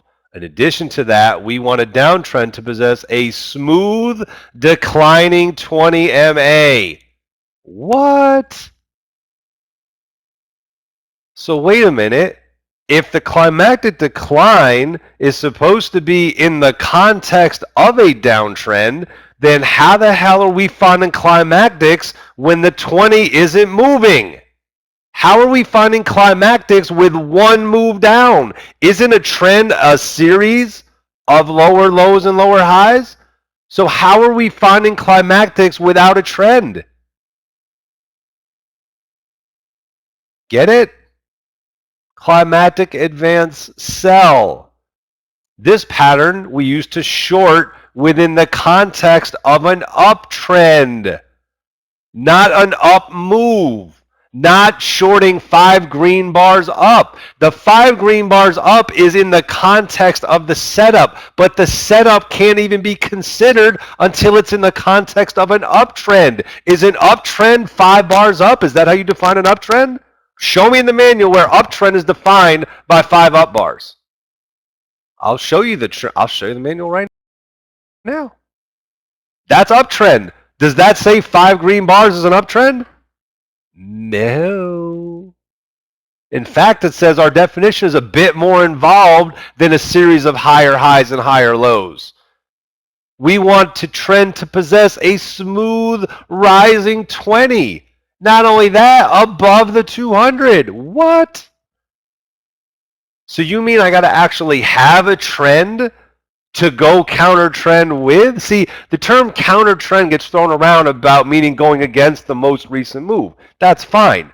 But when you're playing a climactic trade, if you don't have an existing trend, you cannot have a climactic because the definition of the climactic is playing, it says it, within the context of a downtrend. It does not say within a context of a down move. It does not say within the context of 5 red bars. It says a trend, down trend, up trend. I'm going to both on the screen at the same time.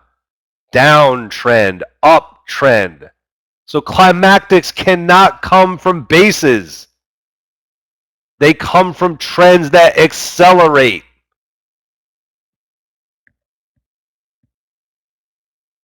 And the light should be so bright right now.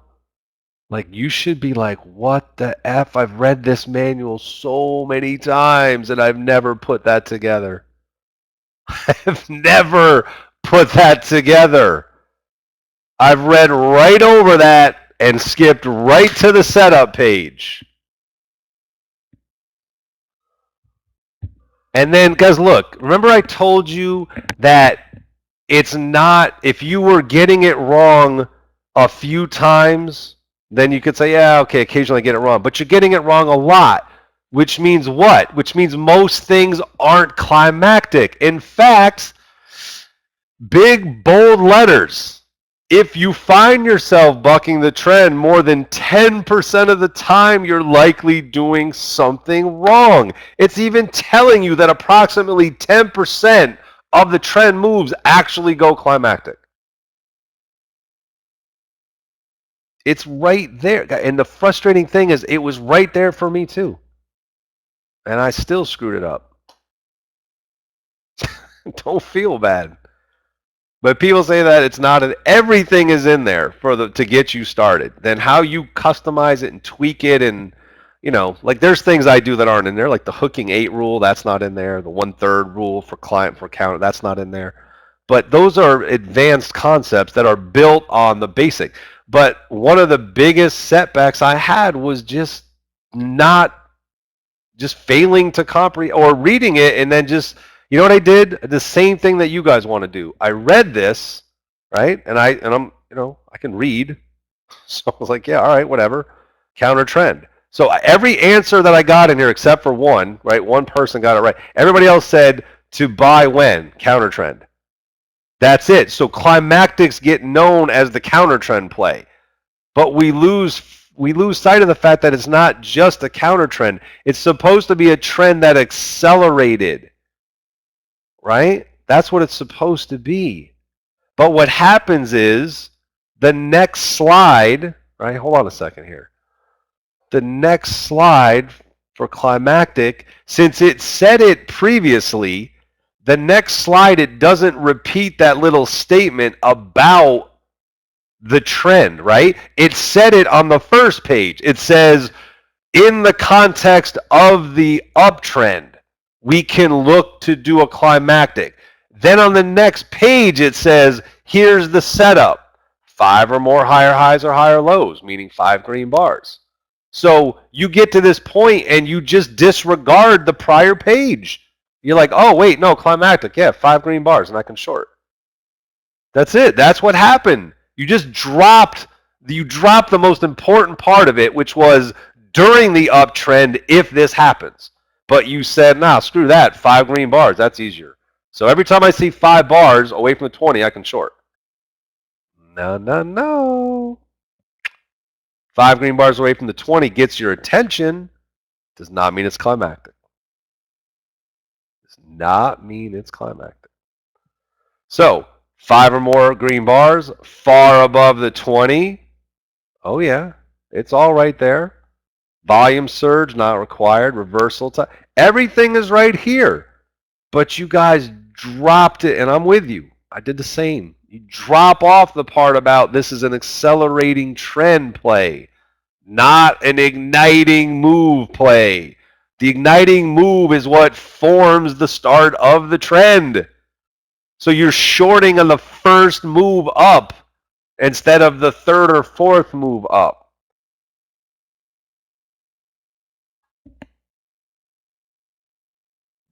Wow. All right, I'm just curious. Is there anyone, and if you already had this figured out, you're way ahead. Is there anyone that's like, dude, this is nothing new. Like I totally got it. Why am I here today? It's a waste of time. I knew this. I got that. I understood that the first time I read it. Never confused. Is there anybody here that's like, I'm just wasting your time? Because I'm willing to bet 95% of you have never really put that together. 90, I'm saying 95, might be 99. I'm just curious because there might be a couple like, no, dude, I had that. And that's cool if you did. That's great. But I'm saying it's probably not the case. Probably not what happened. All right. So what? So look, let's go back and I'll do it with a chart too, but I want to start with a drawing here. Let's do this. Let's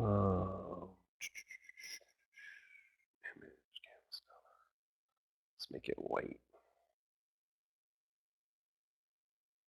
Let's get the camera up.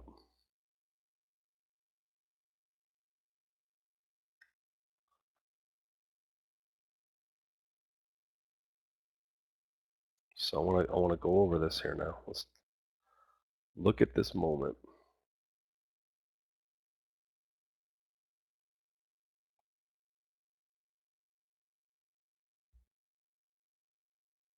I can.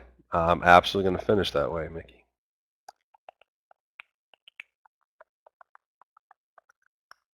So, if we're trending, right, we need trend. Now we're trending, right? Now we're trending. Okay? And then we got our 20 MA. Okay?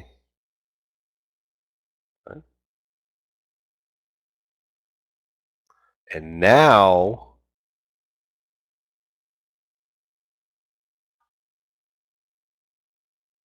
see that?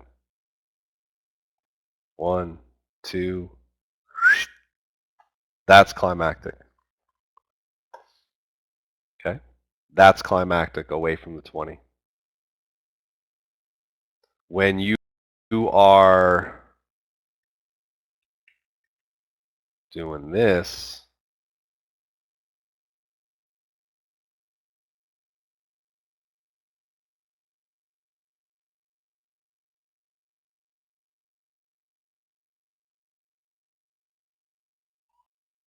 and your 20 MA is like that, And now that's not climactic.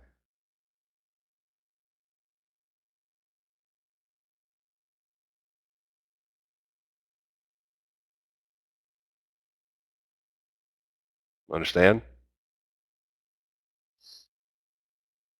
It's igniting. This is igniting. It's out of the slop. It's igniting. All right? Visually, it's the difference. Visually, it's this. Without putting all the ebbs and flows in, right? Trend moves. If you draw, if you kind of like angle out the highs and lows so we can have ups and downs. Trend moves, power moves, kind of follow that linear progression. All right? Climactic moves look like this. Whoops. Hold on. Don't get excited. See the difference?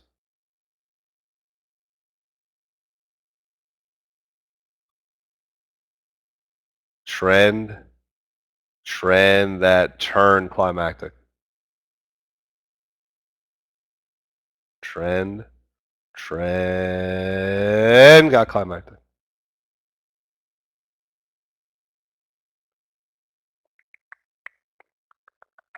Flip it over.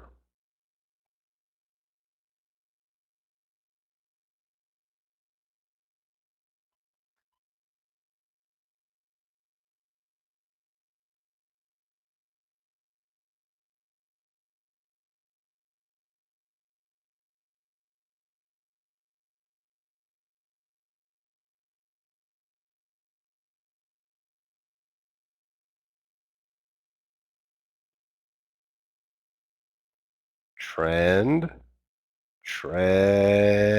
climactic. Right? Think waterfall, like you're going down the river and then waterfall. Right? For the upside, think those like Moto X games, those big ramps, right? You're going along and then you just launch into space like that. Right? That's the difference. You got to be trending, then accelerate. Okay? Now bear with me for a moment. Bear with me. Bear with me.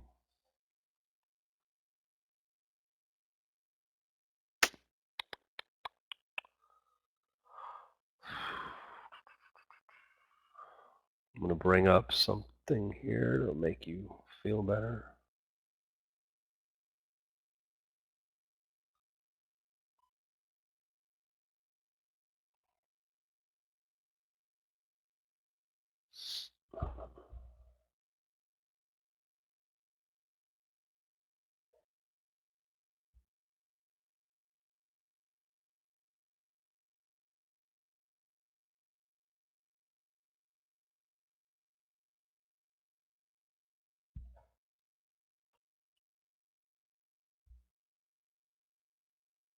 Wait, didn't I put one? I thought I put a good example in there. Hold on. I don't have to go look for it.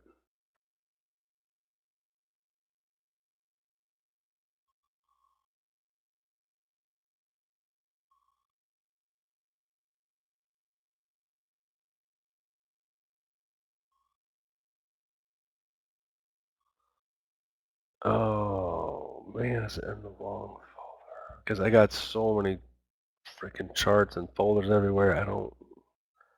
Might be on. I might have moved it to a storage drive. It may not be on this current folder.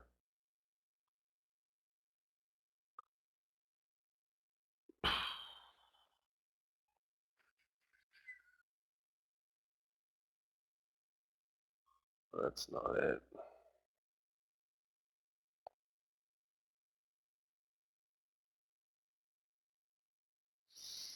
Oh, actually, wait a minute. I told you we were going to look. Hold on. We don't even need to go. All right, this is a perfect time to do this now. Now that you've just had this lesson,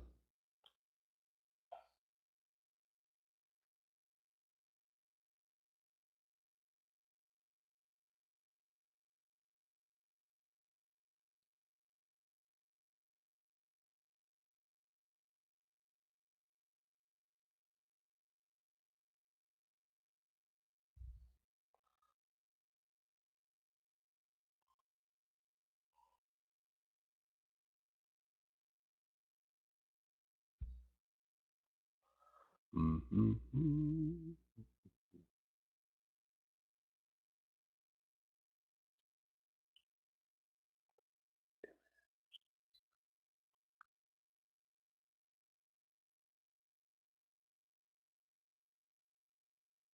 So honestly, guys, you would be better served. I almost think this is true. You would be better served thinking nothing was climactic in the beginning. Like that, and that's why I said I almost didn't want to teach it to new people. I wanted 6 months to a year in the program, and then you got to go to a class and learn about climactics. That's what I wanted to happen.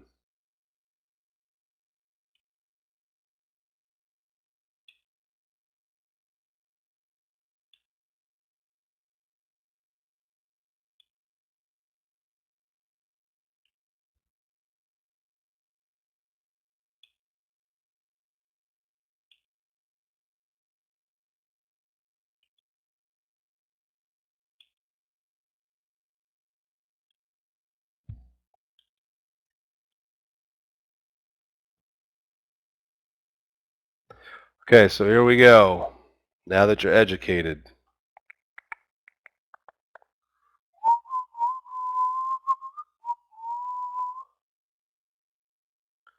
now that you're educated.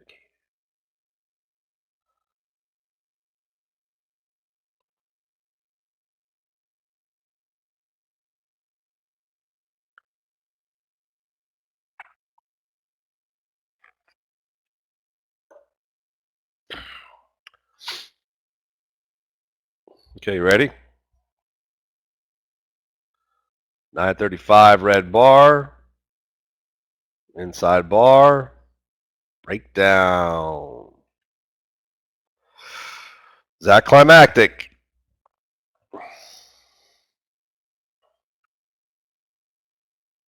No. Is it far from the 20?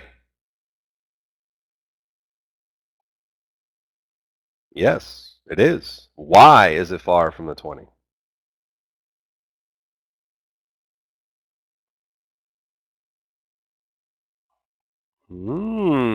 Because 20 was sleepy, right?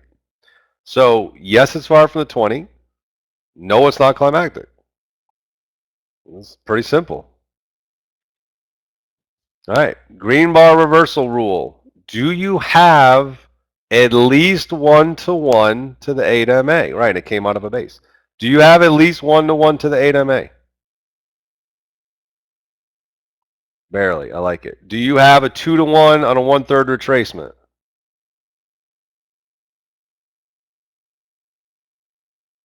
Let's see where 1/3 retracement would be.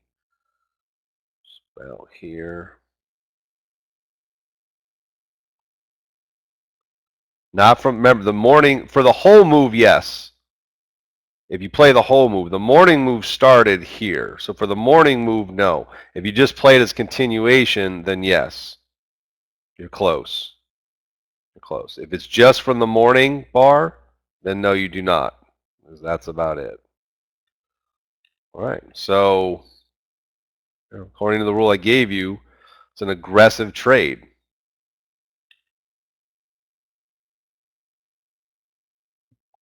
There's your pause.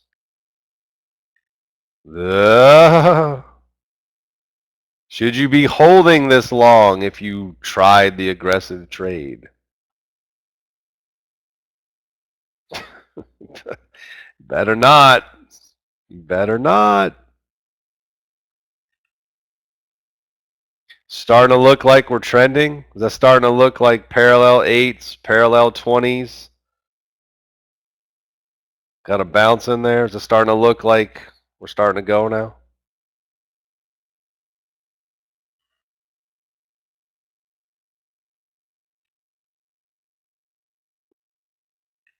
Oh, did we just fall off the cliff?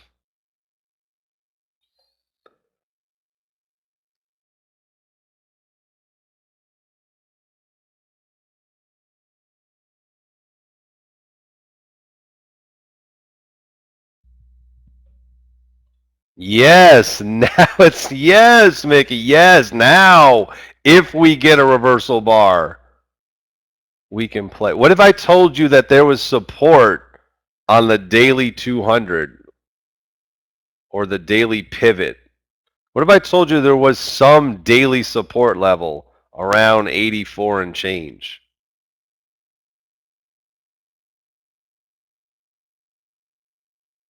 Would you like that? And then you got that bar. Would you like that? Now can you play that long?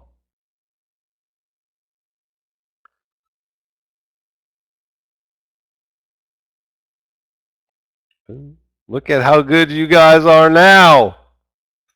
Look at how good you guys are. By the way, this is NVIDIA from the other day.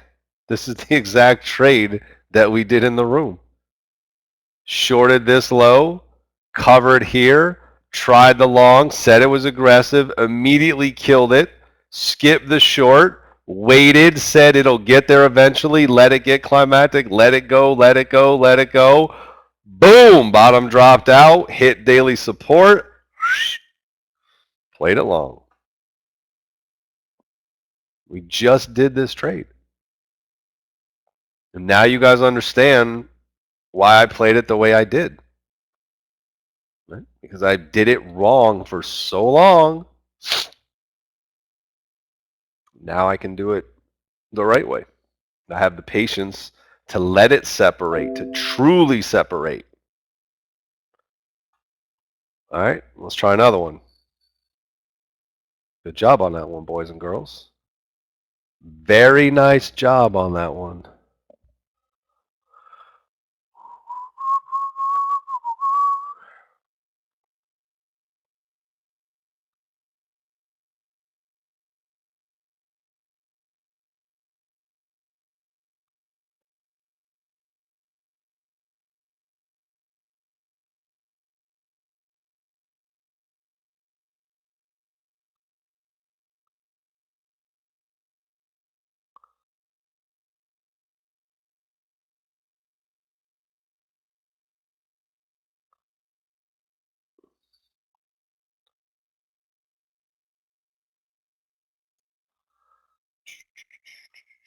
All right, one moment, please.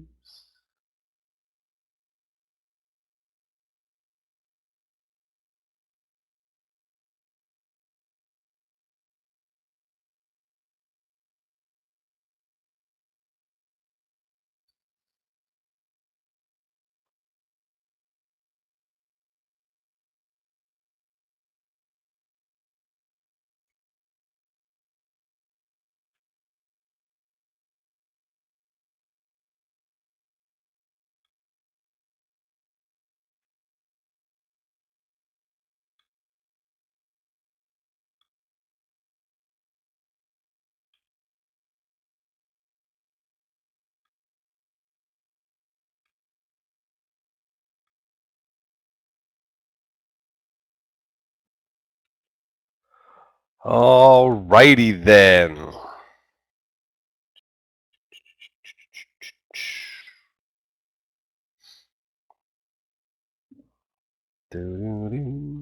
Rodrigo, you believe this class today is the cornerstone to really progress and step forward to the next trading. Dude, I hope so, man. This is an expensive lesson on my end, and I'm hoping it saves you guys. You guys are paying what? What are you paying for this? $80 a month. This is one out of like 5, so you're paying like $15 for this. It's pretty good return on your investment. So, you know what the sad part is? Is that if I took this out, let's say that I did a free workshop for like non-members. We just said to the whole database that, hey, listen, I'm going to do this lesson, free education today. I could do this whole lesson and it would be worth zero to them. It would be worth nothing. They would just be, whatever, I was okay. They would never get the value of the lesson. So you almost have to lose and screw up long enough that the lesson, you know, what's the saying about when the student's ready, the teacher appears?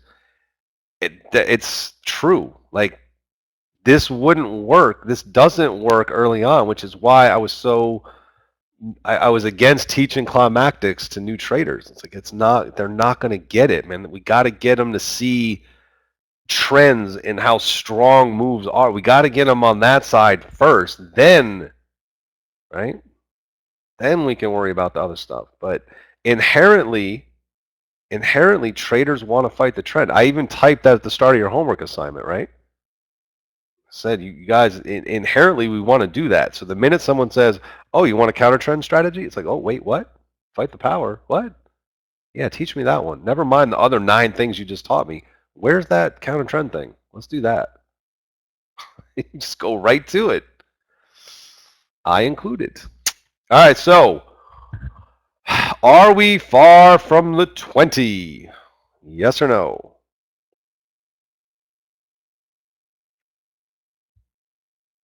I didn't ask you for climactic. I asked you if we're far from the 20. The whole move is away from the 20, guys. Look, the whole move, 5, 10, 15, the whole move is above the 20. Yes, we are above the 20. Yes. Are we climactic? See, don't confuse the questions. This is why I want to get it separate in your head. It's okay to be far from a non-trending 20. That's perfectly fine. It doesn't make it a climactic. That's all. So yeah, you're above the 20. So what? Why are you above the 20? Because it didn't do anything all day. And it gapped up huge and it rallied. So is that a narrow bar? Yep. Is it climactic? No. Do you have a 1-to-1 back to the 8MA? Yes. Do you have a 2-to-1 on a 1/3 retracement? Not really. You need about a 50% retracement for that one. You need about 50% retracement to get your 2-to-1. So the narrow bar better served as a ribby than a short. And if you look at the whole day yesterday was basically sideways. The whole day. Which means if there's no resistance, we should get an up move, right? We should be thinking ribby. Oh, and we score. He shoots, he scores. Goal. See, I watch World Cup.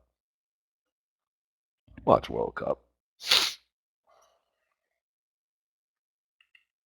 And another. And another. So there's your ribby. Pretty good target. Break even or better for sure. And another. Are we climactic?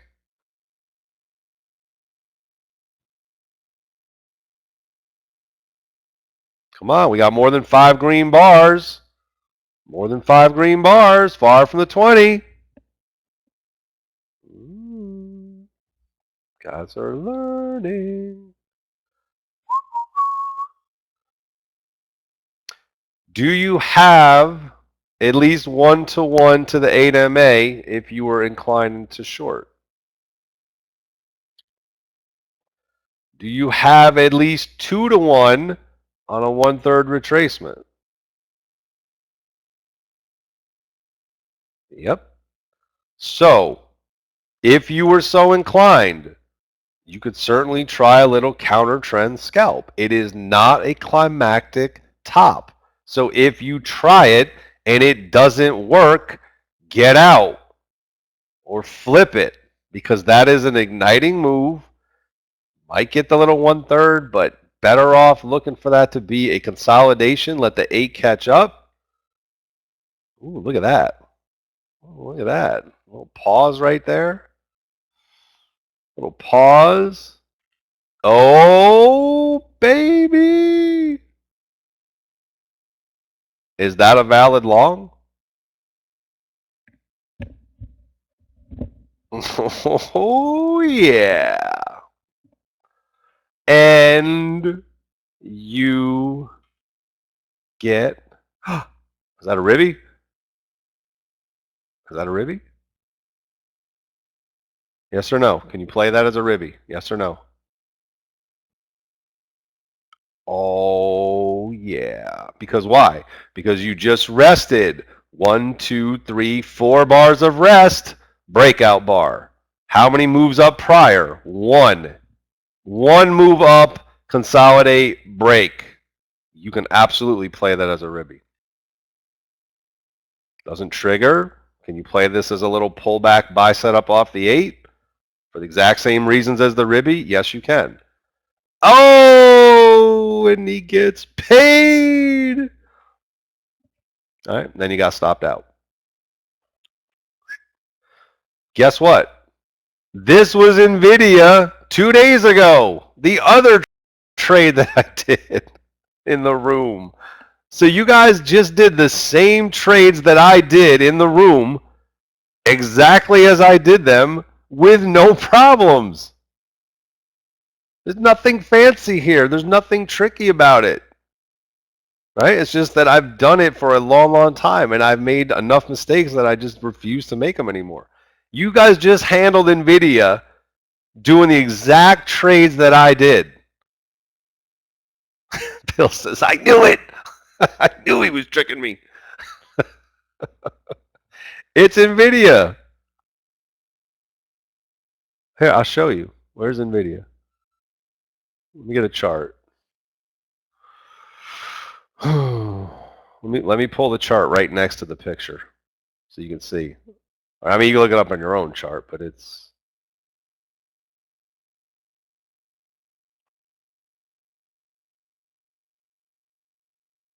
is the move.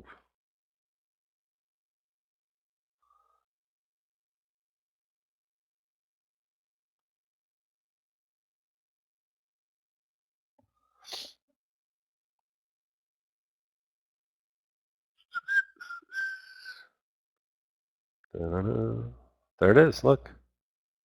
This is the NVIDIA 5-minute chart. There it is. You just did it. Right?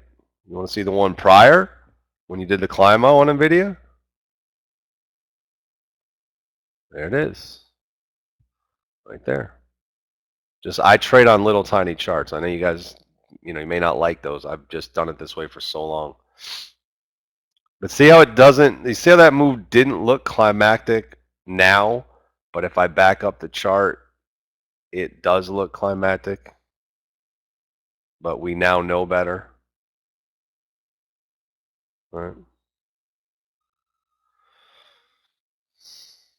So yeah, you guys are trading, you guys are doing the trades that I did in the room, and you're doing it to perfection. You're not having any issues with it. Doing it perfect.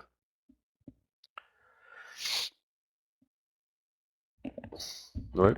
So over time, now that you, hopefully this has shed the light on the climactic problem, right? That it's most things are not going to be climactic.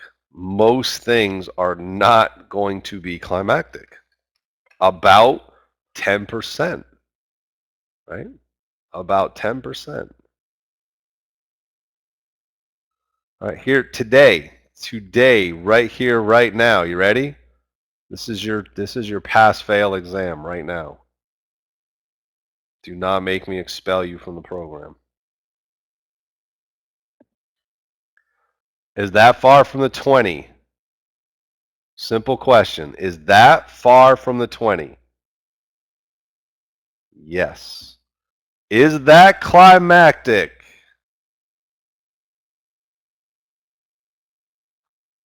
If there is no resistance on a bigger time frame, can you go long over that high?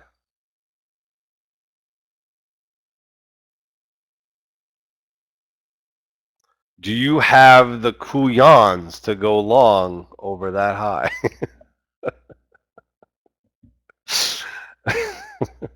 That's the next question, guys. That's the hard question. Because it's not easy. So as long as you're not messing with it short, I don't care. We will get you to go long eventually. Just stop shorting. You liking it more now? Are you getting a little easier feel that maybe you can go long over the high now?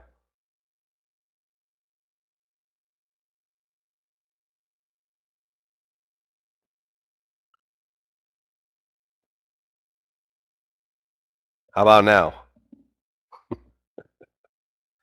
Can you do it now? Doo-doo. Oh, look at the follow through.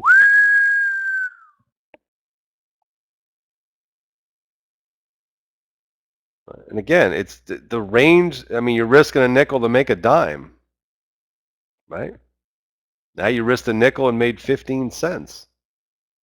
So it's the same as risking 50 cents and making $1.50 on Nvidia. Here you risked a nickel and made 15. Same thing. Same thing. How long did that take me to find? Like a minute. Started looking over the thumbnails. Like, oh, here's one. Here's one. Here's one. Here's one. Here's one.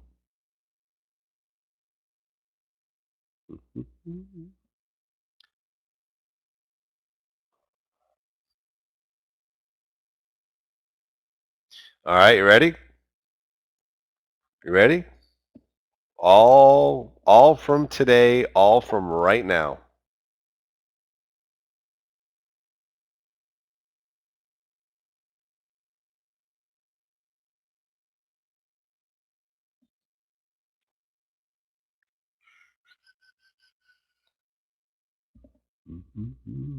I don't want you to cheat, so I'm not going to tell you what it is.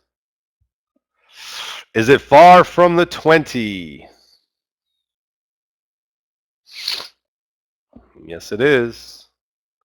It's a climactic. Oh, you see it. All right. Well, don't cheat.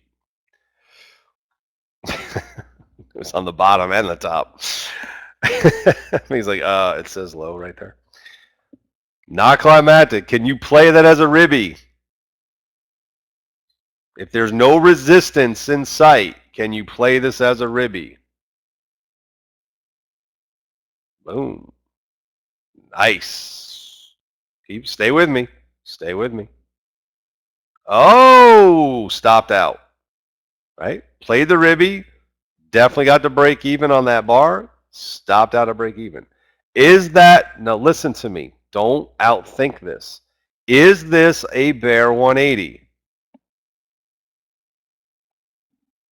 Simple question. Simple question. Did a big red bar just take out a big green bar? Yes or no? Okay. Is this a good short? You see the difference, guys? Look, you don't have to. There can be moments where, yes, that happened, but it's not a good trade. Yes, that is a red bar taking out a big green bar.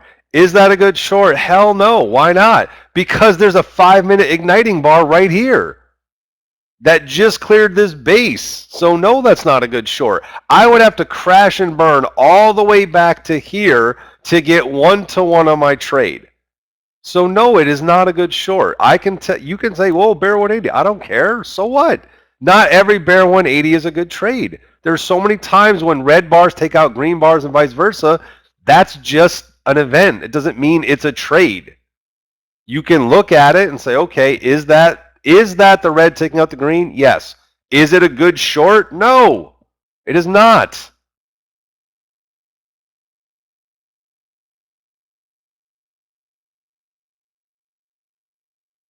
Okay? Now,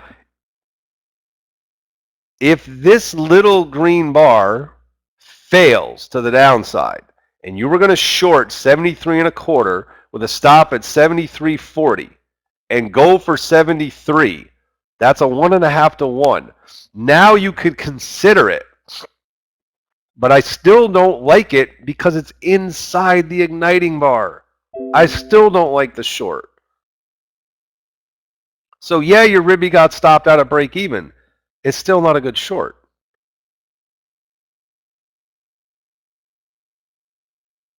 it's still holding. Right now, if the 8 hooks and you fail, fine.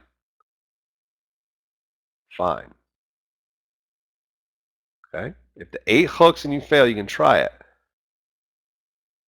Right? But remember, your targets have got to justify. Right? So you're failing. Okay, you try it. If you're shorting that because the 8 hooked, your target's got to be the 20. I don't know if that's worth the trade. Right? I just don't know if that's worth it. You can't anticipate a collapse.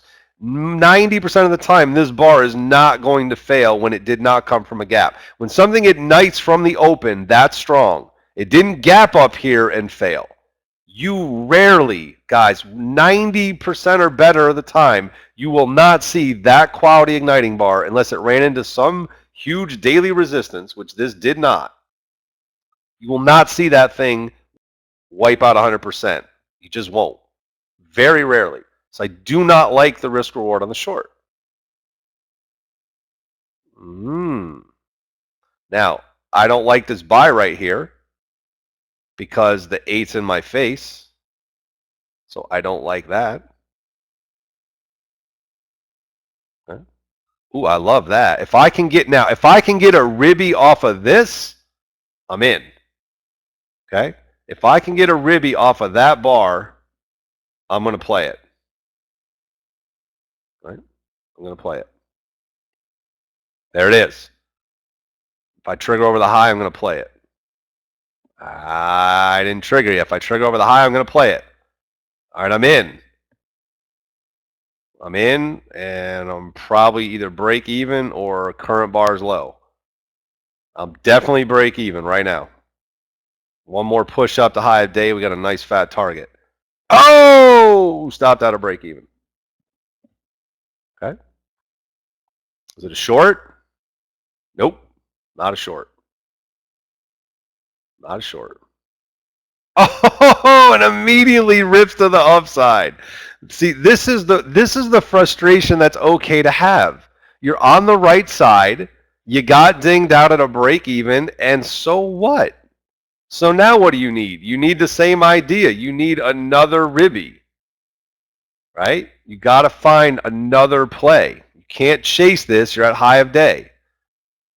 Oh, just took off without you. It took off without you. Oh, well. You missed that one. Maybe you found it on a 2-minute. You just missed it. You did everything right. We did everything right on this trade, and we missed it. So what? Let that be your worst problem.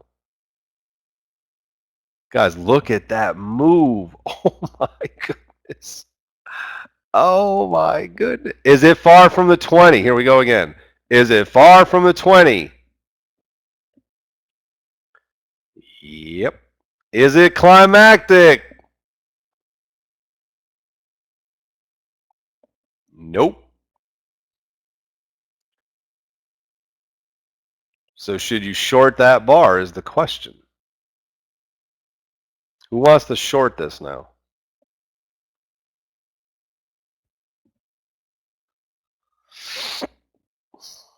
Yeah, I don't like it. You need all the way to here to get 1-to-1. I don't like it. If I get a small green bar to follow this, maybe. Right? Don't really have it. Now you're real time now.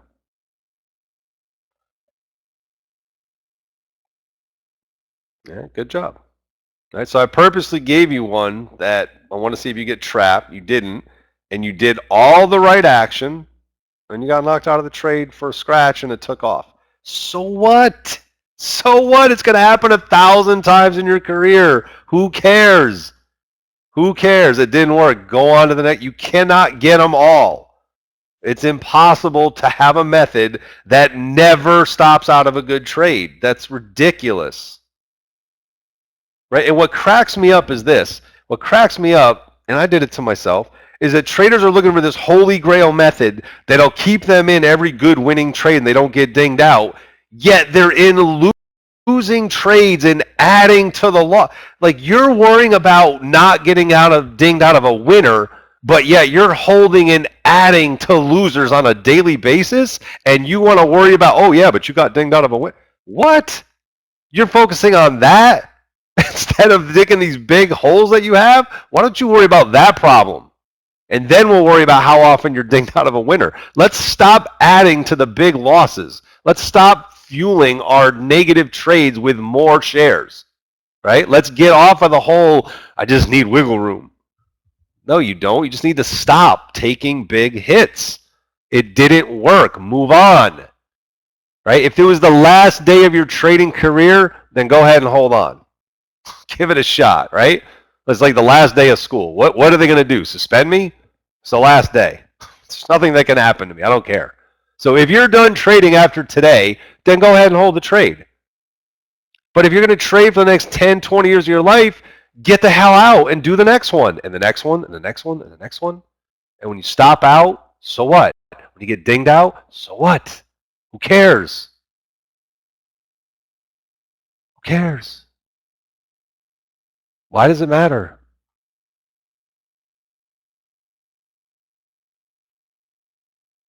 You know, it sounds like, look, I'm preaching like from the top of the mountain here, but I did it, right? I was where you are right now. So this speech that I'm having with you, I've had with myself 1,000 times. I've had it said to me by professional people that I sought help from. I said it to myself. I looked in the mirror. I wrote it in my journal, right? Like, so this is not talking down to you. This is trying to get inside your head into the subconscious mind and wake it up so it hears the message, right? I'm speaking out of love here. I'm not talking down. I did it. I lived it. It's horrible.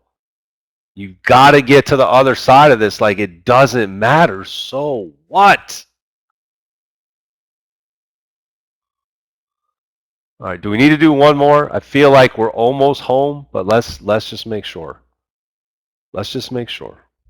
And you do have to listen, there's no doubt that today is a huge step in the right direction, but it's not done. You're not out of the woods. There's no question that experience has got to come into play. There is no doubt about that, which is fine. We like that. We need that.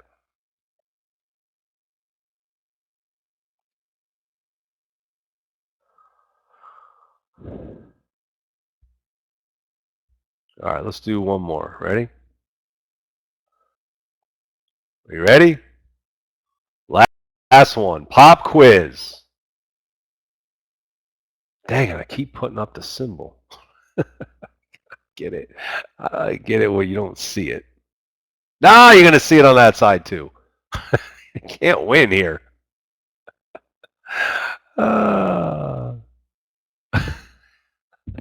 All right, well, don't look ahead. You just cheat. You know what? You want to cheat yourselves? Cheat yourselves. That's fine. Okay. Is this far? You guys are going to think this is a broken. You're going to hear this in your head when you're trading. You're going to hear me saying it. Is it far from the 20? It's not a trick question. Yes. Is it a climactic trade? Nope. Is that a good short opportunity based on the rules I've given you? Nope. If there's no daily or hourly resistance over the top, is there a potential opportunity to go long?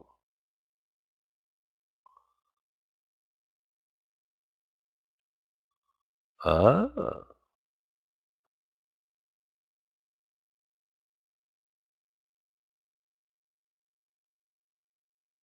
Ooh, that looks pretty nice. How about that? How about that right there? Look pretty good?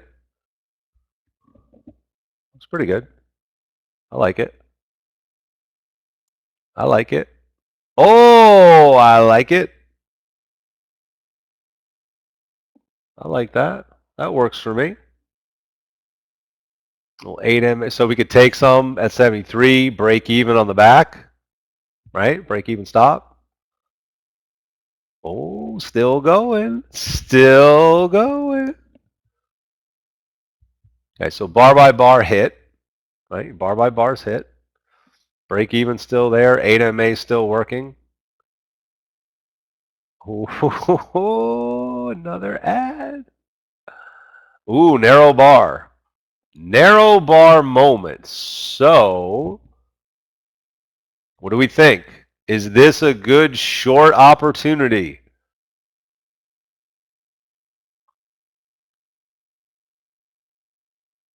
Hell no. Not even a no. Hell no. If there's no resistance in sight, is it a good ribby?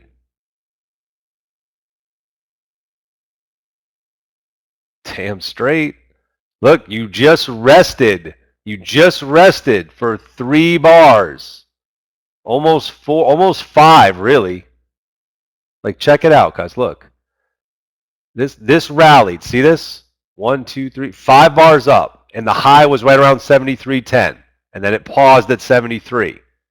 And then you tested 73 and stayed inside 73.10. That's 2 bars. Then you tested 73.10 again. That's 3 bars. Then you tested 73 again. That's 4 bars.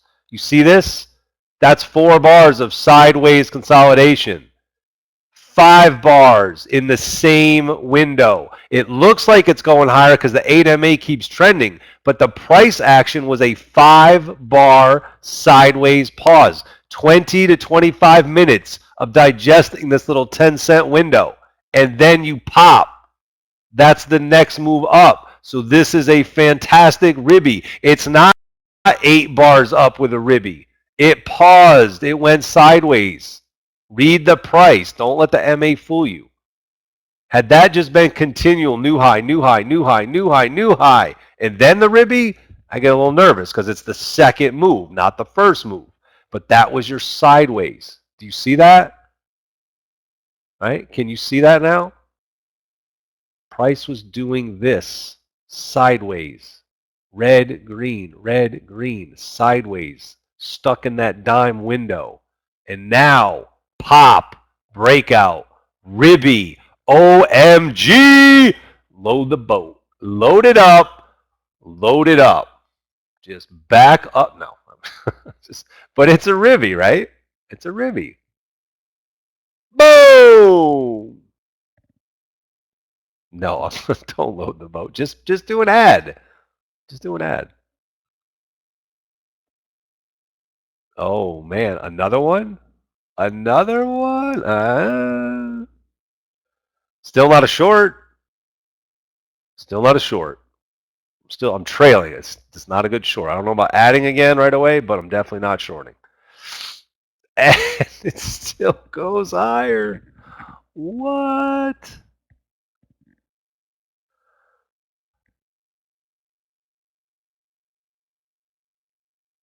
Okay, now we're under the 8. Now it looks like it's going to flatten out a little bit. But guys, there's another one, right? Like I'm telling you, so many of these moves happen that just have juice to them, that have igniting moves, and you guys just don't, you can't misplay that read that early, right? I mean, that's 3 off today's 5-minute thumbnails. I didn't even search through a scanner, a filter.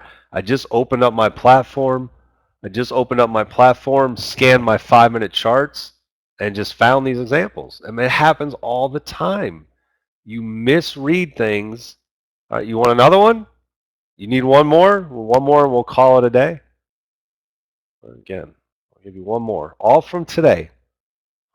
Not even trying to find these. Not even like working hard. Actually, this one was yesterday, but same concept. Same concept.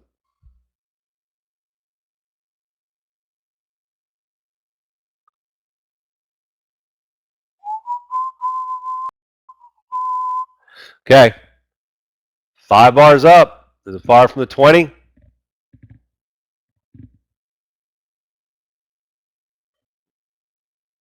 Yep. Is it climactic?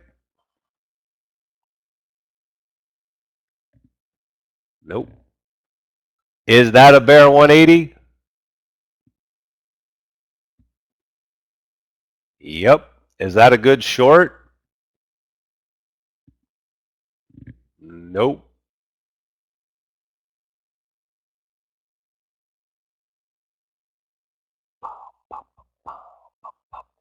OMG.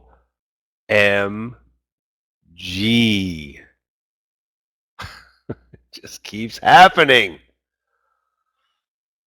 How about now? You got like a little tiny tail bar and you're 1, 2, 3, 4, 5 bars up. You want to short it now? Good short here.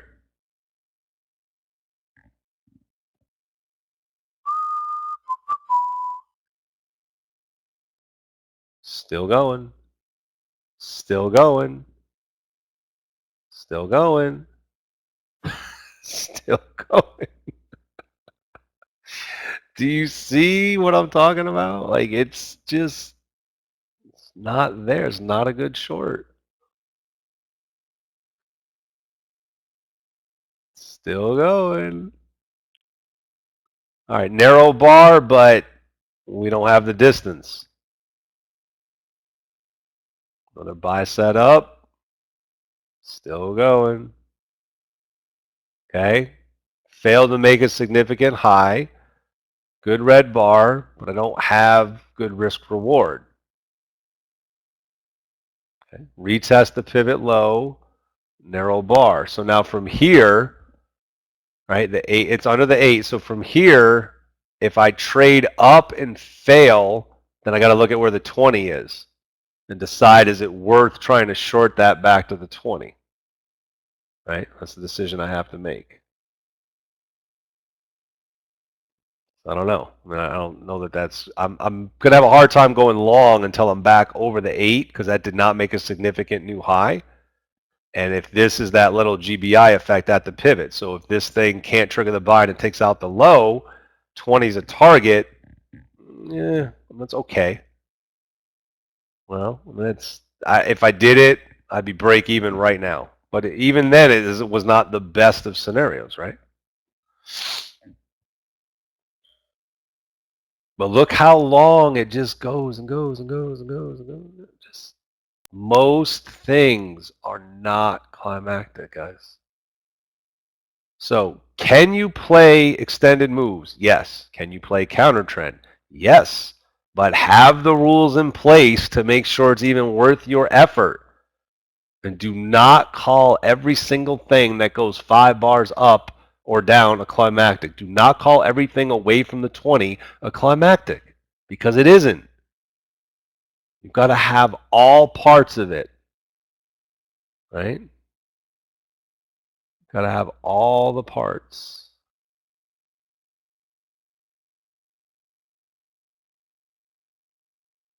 Okay? So if you need to in the beginning, just skip it. Just take it off the plays. Just don't do any climb. Just say, listen, nothing is climactic. Try that for a while. You'd be surprised. Just nothing is climactic. I'm just playing everything with the trend. No counter trend moves. Try that for a while. Okay?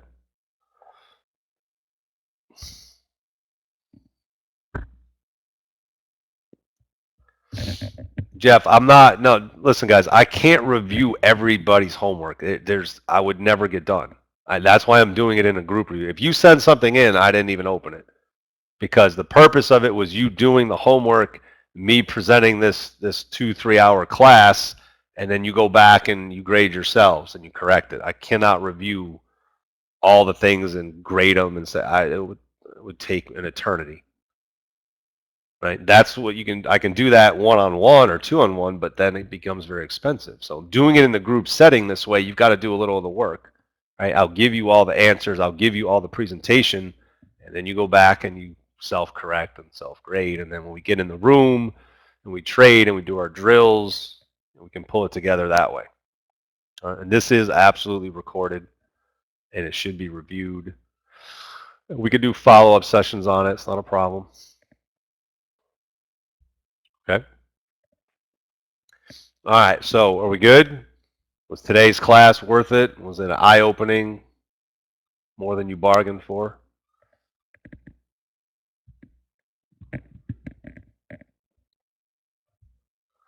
I think it's going to be I think it's going to change a lot of things for you. I do. I really do. Okay, so work on it, and then if you have questions on it after you've watched it again and you put it to practice, by all means, shoot them over. I'm sure there'll be some, but big step for you today. Big eye opener. Probably going to change. You got to go back and change a few things on how you handle trends and counter trends and whatnot. Okay. All right. This will be done, and the recording will be done here in a minute, and I will email the link to you guys shortly. Okay. All right. That's all for today. Glad you enjoyed it. We will see you next time. Is this it for the month? No, Justin. No. I'll send you guys some more stuff here. We should be able to get one more day live, and then maybe a couple other recorded lessons. I'll make sure I keep you busy. All right, but I got to go for now. Okay. We'll see you guys tomorrow. I will send the recording in the email.